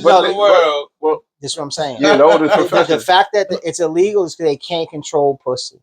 They can't. A woman could fuck whenever she want to fuck and get whatever she want. She can charge trafficking. That's what they do. Now it's the trafficking thing, which was because of what's my man's name, Jack Johnson. Oh yeah, that's what it was. Yeah, that's what it started. The first he brought the fucking white girl. Yeah, he was posing with her and showcasing. Brought her to a different state to have sex, right? But that's how trafficking started. It's crazy. And they've been trafficking bodies since they could fucking get their hands on them. Right. But you know, it's very weird. Like I struggle with it in my rhymes. Like I struggle to reconcile with the things that I find admirable in men that have done things that are less than manly or less than positive. Okay. You know I would say manly because it might lead look somewhere. You know, but then you look at what is positive, what is negative. So like it's always this. But see, positive and negative. See, it changes. Of course, depending on. That's why I say legality because like okay, so selling drugs is illegal, but it was legal to own folks at one time. You know what I mean? So like just because they say it's illegal, but they'll try to switch. It doesn't mean that it's moral. Yeah. You know what I'm saying? And then I say, well, what the fuck is moral? I gotta eat. Well, what's moral to a lion? What's moral to a lion in the jungle? What's moral to any other animal they're doing to survive? I gotta eat. I gotta fucking eat. And it comes down to that question. It's like, what are you willing to do to eat? Well, then it becomes: would you rather poison the people right next door to you, or the other people? It's the only way it's ever going to happen. Crime is not based upon anything other than proximity. The most crime, the closest niggas to you is the nigga you're gonna get it off on. That's true. That's how it works. Oh, it's black on black. No, nigga. It's next door to next door crime, nigga. Neighbor on neighbor. Yeah, right. Neighbor on neighbor. Doesn't happen any other. A husband get killed. Who the first person they look at? The wife. Yeah. Who's the closest one? Yeah, the wife gets killed. The husband. Who the closest one you see? Who the closest nigga to him? Absolutely. Right. That's how it works. That's how it works. So I get it. Again, it's the rational mind. I get it, but it's like looking at it like even myself, Rasheed Chappell. I'm like, yo, like, what am I like? What part of this do I fuck with? Mm-hmm. You know what I'm saying? You go. Of course I do. Has there been any verses that you backtracked? No, because it's real. Oh, so before you even put it down, you're like, this is where I'm going. Oh, see, I never know where I'm going. It's on the spot. See, I know that's a but that's why. Do you put something down? You be like, well, maybe. No, because I'm not. Oh, so you saying fuck it? It is what it is. That's what I'm sure I'm not the only person that ever had that thought. Of course. I'm sure. So it's like, yo, like if I say this, I've said it because it came from somewhere. You know, I think I'm a vessel. I think we all vessels and the shit come through us. So it's like, yo, like this is this needs to be expressed. So I'll say it. Like my parents have said, yo, why you put that? Why you put? Mom, I don't know. It just came. Like, you know, even niggas that I love, they've heard songs. And I'm like, yo, I can't believe you put that in there. I can't believe you put that in there. And it's just like, yo, like that's what came. You know, it came out. You know. And it's just like, it's just, you know, again, you know, and it happens in real time as I'm writing. Right. Like, yo, like, what am I fucking with here? Like, what part of this resonates with me? Mm. You know, is it the warrior in me? Is it the, like, not wanting to abide by no rules in me? Is it the militant in me? What is it? It's the militant in you. You know, but like, you know what I'm saying? Like, it could be, but it's like, yo, like, what part of this speaks to me that I feel like I need to put it in the song, you know, or what part of me thinks that it would tap into somebody else. Also, the rebel you want to be is authentic to yourself. I could see. So, and being authentic to yourself is authentic to everybody else that's down to who they are. Yeah. Right. So it'll resonate with them. Yeah, because there's people that have done some wild shit that I know personally, but they stood on it. And I could respect that. Right. That's what I said. I might not like a person for what they do. Yeah. But I could respect what they stood on. Yeah. And that's where it is. Yeah. Like, you know what I mean? And that's what the bottom goes. Shit, man. I had a good time, right? I had a good time. I'm glad you came through today. I'm Yeah, glad I was able to set up the cameras and shit. Yeah. Yeah, this was his show today. I was able to share some time. Might need a part 2. We definitely do. No part 2. Oh, nah, he's gonna be on Supreme Clientele Part 2. Let's go. We gonna get that one. Yeah, Let's go. Let's go. Let's get that working. You know what I mean? Yeah. Mass appeal. Let's get that working, man. Yeah, holla at us, man. Shit, Bumpy, how you feeling, man? I'm chilling, man. It was a great episode. A lot of knowledge, a lot of, shit. Some shit talking, right? Yeah. Hell yeah. Very good. Light shit. Yeah, we don't need to go into that other Nah, shit. it was a lot of heavy shit, bro. Nah, it was, a lot of history, a lot of shit, bro. You definitely got a lot of history. A lot of the history. You got and a lot of accomplishments, a lot of good things. Definitely. And I think, right now you're getting, like you said, since 08, 09, you're getting more light on your name. It's more like to go. You know what I mean? It's more like to go. That's what I'm talking Hustling. about. That's what I'm talking about. Hungry. Yeah. Now more than ever. Yeah. It's that time now. It's that time. We need it now, man. Everything's going up, so we gotta turn everything up a notch. Yeah, that's notch. Anything you want to ask us or whatever, you could shoot the shit right quick. I see that right there. What y'all think about Remy and Pat? Oh, you want to bring that up? I think it's crazy how we watched their whole relationships like basically start in the public eye. Like that to me is like really like so this comes. You want me to ask? I'll be straight up. That shit is. I don't think she really fucked with him. Who, Papoose? Nah. After all this happening, and after looking back, now you might know people, so I don't want to. No.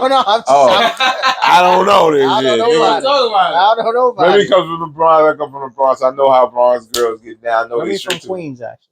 That's what they say. Well, originally? Yeah, but she jacking the Bronx heavy. She jack Castle Hill. Who? Queens representative in the building saying. Wait, Queens? We didn't. Well, how know long? that. How long? What's the time? What's the time frame? All right, whatever. We know her from jacking Castle Hill in the Bronx. That's what we know where we want from. But I could tell, like, I don't think she wasn't down like he was down. He was down. Pap is a Pisces. I'm a Pisces. I can understand. Female. That like, shit is not meshing. We are too tough and rough. We are when we like. That's my woman. That's my girl. That's it. Like, okay. You know what I mean? And if it's not, it's not. Like, it's not going to be. We're all or nothing type so shit. I should take on that. Well, my thing is, I don't think because I don't think she wasn't fucking with him the way he was fucking with her from the beginning or at some point because it wouldn't have got to that. I don't think it would have got to what part? To this whole I'm gonna show off with this dude and say that like he wasn't ready. She's too fast for him. He wasn't ready. All that black love and what Pap. He wanted that to be his girl. She also got locked up, so she had time. Female he's dealing with. Well, first of all, she got locked up. She's like my age, right? She's 44. Girls, bro. She likes girls. She shoots bitch. She's shooting bitches. Like you gotta know what you're dealing with, bro. You dealing with a Bronx bitch. You gotta know what you're dealing with. This nigga can't try to make her into the perfect black love girl. Okay. We're gonna have a baby. That kind of happened though. It happened, but it didn't work though. Like, she made it work for her, and that was it. So you know what I think happened. Go ahead. This is my in my head. Shout out to Remy. Shout out to Pat. Please, let me start that. Please, let's start. I wish them both healing and health. I think what happened was, I think she, based upon her reactions to everything, she really fucked with him. Because there's no reason she would be going this hard. Well, if you love somebody, you love somebody. The turn of that is when it. The opposite of love isn't hate; is indifference. Hey, that the opposite. Indifference, as in people. I don't care. And everything. Nothing will upset. Nothing will upset my mood. When you think the opposite of love is indifference? How? Because hate. Yes, hate is still got love. That's what. Yeah. Love is love. Hate. Love isn't hate because you wouldn't waste your time. Correct. So the opposite of love is indifference. When you don't care, there is no more emotion. It's removed. Yeah, it's not saying I don't care. It's just yeah. That's what it is. Or saying I don't care too. No, just to let I don't. You know, I don't care. I hate when people say I don't care because you cared enough to say you don't care. So indifference you is care. actually not but caring. it depends though. It's actually not because caring. you might need to let them know that I don't care. See, but you don't. But you don't have to. Yeah, that's what I'm saying. You don't have to. They might not understand. No, you know why? You know why? Yeah, that phrase I would never say. But if someone, what? But you're gonna tell them you don't care. You show them. Ever. You always. Actions speak louder. Actions. But I mean, in certain. I believe that, but in certain instances, there's something you have to say. Well done. Clear. Well done is better than well said. I agree. I live always. It's always listen. So I feel like she really cares about him. I think she really cares about him because no way do you go that hard if you don't. We've all fucked somebody, fucked with somebody, and when we were done, she could be on fucking fire. You wouldn't spit on her. Yeah. You wouldn't piss on her when you were done. When you were done, she said, "What? I don't give a fuck what she said." And it wouldn't even interrupt your day. Wouldn't even interrupt your day. I heard such and such. It wouldn't phase you in the least. But the fact that she's going this hard, and I feel I'm a boxing fan, so I to have Clarissa Shields caught up in all this, and she's younger than both of them. Yeah. That part I'm not really a fan of. I hope whatever her and Pap have is real. But as somebody who was married and somebody who left his after the marriage was over, before the divorce actually took place, was finalized, one thing I would have done differently was not fucked with anybody till I was divorced. You know what I'm saying? So that's the only thing, like from a personal standpoint, that I would have done. You know what I mean? But watching them two, it is unfortunate. I'm a fan of Black Love. It's a messy nigga shit. Yeah. Public in the public eye. And we know when messy niggas what they always do though. They get back together, right? They fight 100 times, they get back together. Nah, that's crazy. But we've seen it. You got an aunt, a cousin, an uncle, a brother. That old love, but see the shit. See, that's black people. We make everything too public. I agree. We make. Not everything, but the shit that we should be making public, we don't. That's right. And the shit that we shouldn't, we make it public all day. What your mother used to tell you as a kid: don't be bringing our business. Don't be telling what goes on in this house. Now people think they can make money off of it. Yeah, I don't. Neither one of them give me that energy though that they wanted to. Pap didn't really want to speak because he tries to say he's quiet as possible. But they fed into it. They both went publicly on lives and went back and forth. The fact. Oh, right. I didn't know that. You are telling me about that. You are a Black Love in private. They got to check their shit. Okay. Marketing stunt of this, I worry about homegirl that's a boxer. Yeah. Because her shit is really on the up and up. Right? She had a trajectory. Yeah. Right. This trajectory is not looking good. They are clowning her. At least and I'm not fully invested. But we have. Yeah, because I'm not thinking about it from that direction. Yeah, I mean, she had a movie coming out when this shit dropped. There's also something to be said about her being on. She was the original Megan. Yeah, she shot her so-called friend over a stack. Over a nigga or money? A stack. She says it. She has a song. I shot my best friend over a stack. What you think I'm going to do to anybody else? Like who knows really what that was about? She could say it was over money. True story. All right, well, we get paperwork. Yeah. I think they're both very. Well, there's to his point, he was like, they're in love with each other. They still. Yeah, there's no way. There's no way. But sometimes it's too late to turn back. There's a similar situation with DDG and Halle. Though. See, I've only heard things about this. Yeah. I'm not really familiar with either one of them. But one thing I will say. I've seen the text messages. I'm a pretty good reader, people. And if I had to say one person was wrong, and I know nothing about it. Go ahead. My energy is leaning more towards her. Thank you. You know why? regardless of their relationship or what was going on, she never wanted him to have that baby outside of her being with him. I seen that from the beginning. Before all this happened, it always was an issue with him having the baby outside of her being with them. So wait, he had a baby. That's gonna be an issue. That's where it stems from, I think. Yeah, like him, because he's a personality. He's a streamer. He's like he did shit since he was a kid. So wait, he had a baby. No, they had a baby. They were together. Okay. I think he cheated on her and had a baby. No, they were in a relationship. Okay. She got pregnant. Okay. I think they figured out she got pregnant, so they stayed together. I think after a while, I don't think he was cheating on her. I think they just broke up after some time. Okay. And well, they're showing old clips. They're showing old clips of her talking about, yeah, I'm gonna do it. Like, you're not just gonna leave me. Like, it's shit like that that's just now coming. And she has that image of the real nice girl. She's not shaking her ass as much as her sister does. No, I'm talking about like dancing wise. Like, isn't she the one she's the single one, right? She's the Little Mermaid. Yeah, but there's the other one, Chloe. Chloe's the one that's dancing more. She gets more looks. Okay. People.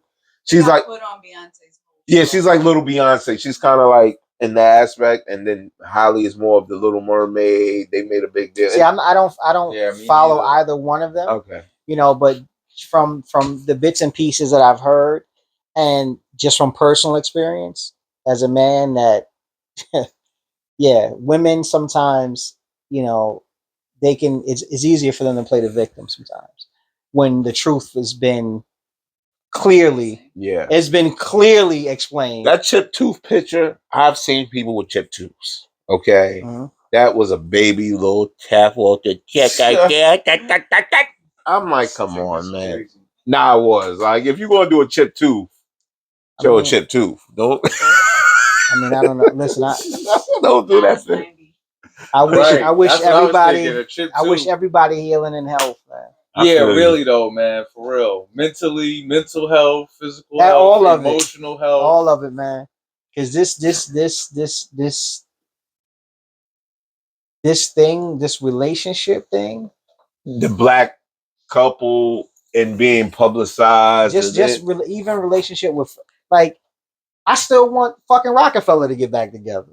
You know what I'm saying? Like, dead ass. You know what I mean? Like, these are the relationships that, you know, like, I valued as a kid. Shout out to the Locks. Yeah, shout out to the Locks. They the only group that ain't never. Y'all killed that 1520 Red Bull fucking Spiral thing. They wait. The performance, that was the North. No, they just did something at the Red Bull Studios. Oh, they did a Red Bull Studio one. Yeah, killed it. But yeah, I just, you know, I hope Nas and AZ do an album together. I hope Pete Rock and CL Smooth get back together. Yeah. Like, I'm a fan of relationships, man. Yeah. Like, you know what I'm saying? Like, y'all came in together, y'all started new together. Life to it. Yeah. I mean, the Fugees got back together a little bit. Yeah, a little bit. Two of them. Yeah. Yeah. But heartbreak is amongst friends, fellas, men. Ego, fame, and money, and it just magnifies that. Yeah. It definitely shows you who you really are. Yeah, it definitely does. Shows you who you really are. Like, that's it. I ain't got shit else. Healing and health. Healing and health. Rasheed Chappell. Tell them where they could find everywhere. Everywhere you go to find that other shit, my shit is there. Right. Rasheed Chappell. Go look him up. Yeah. Get his projects. His new project coming out when? It's out now. It's out now. That's right. Because when you see this, it's out right now. It's out right now. It's out right now. When you see this, definitely. Y'all probably here because y'all heard that. Y'all came here to check it. I'm gonna make sure they find that. Definitely. Anything else you want to tell the folks? That's it, man. That's it, man. A few words, but the words he do have are potent. You know what I mean? Potent. Andrew's son. Yeah. I'm Anthony's son. See? There we go. Yeah, there you go. Sound like a whole nother project. Yeah. Andrew and Anthony. You know what I mean? Bumpy. Let's work. What we got? Shit, man. 103. I'm chilling, bro. Good show. Great show. Anything coming up? Rubbing his hands like Birdman over there. Yeah. Something's going up. Yeah, I mean, shout out to Ugly Man Visual. I'm gonna be out there tomorrow. You know what I mean? Shout out to Ugly Man and his crew. We gonna be doing some. You know what I mean? I think he got Sunday sessions. You know what I mean? I'm gonna show y'all some stuff from there. Got that going on. We got another episode this week coming up. You know what I mean? We'll be back. But just like anything else, man, you know what it is. It's the Unstoppable Almighty AWP Attention Horse Podcast, episode 5, 6, 5, 4, 7. 7. The one and only. You know what I mean? And that's it, folks. Peace.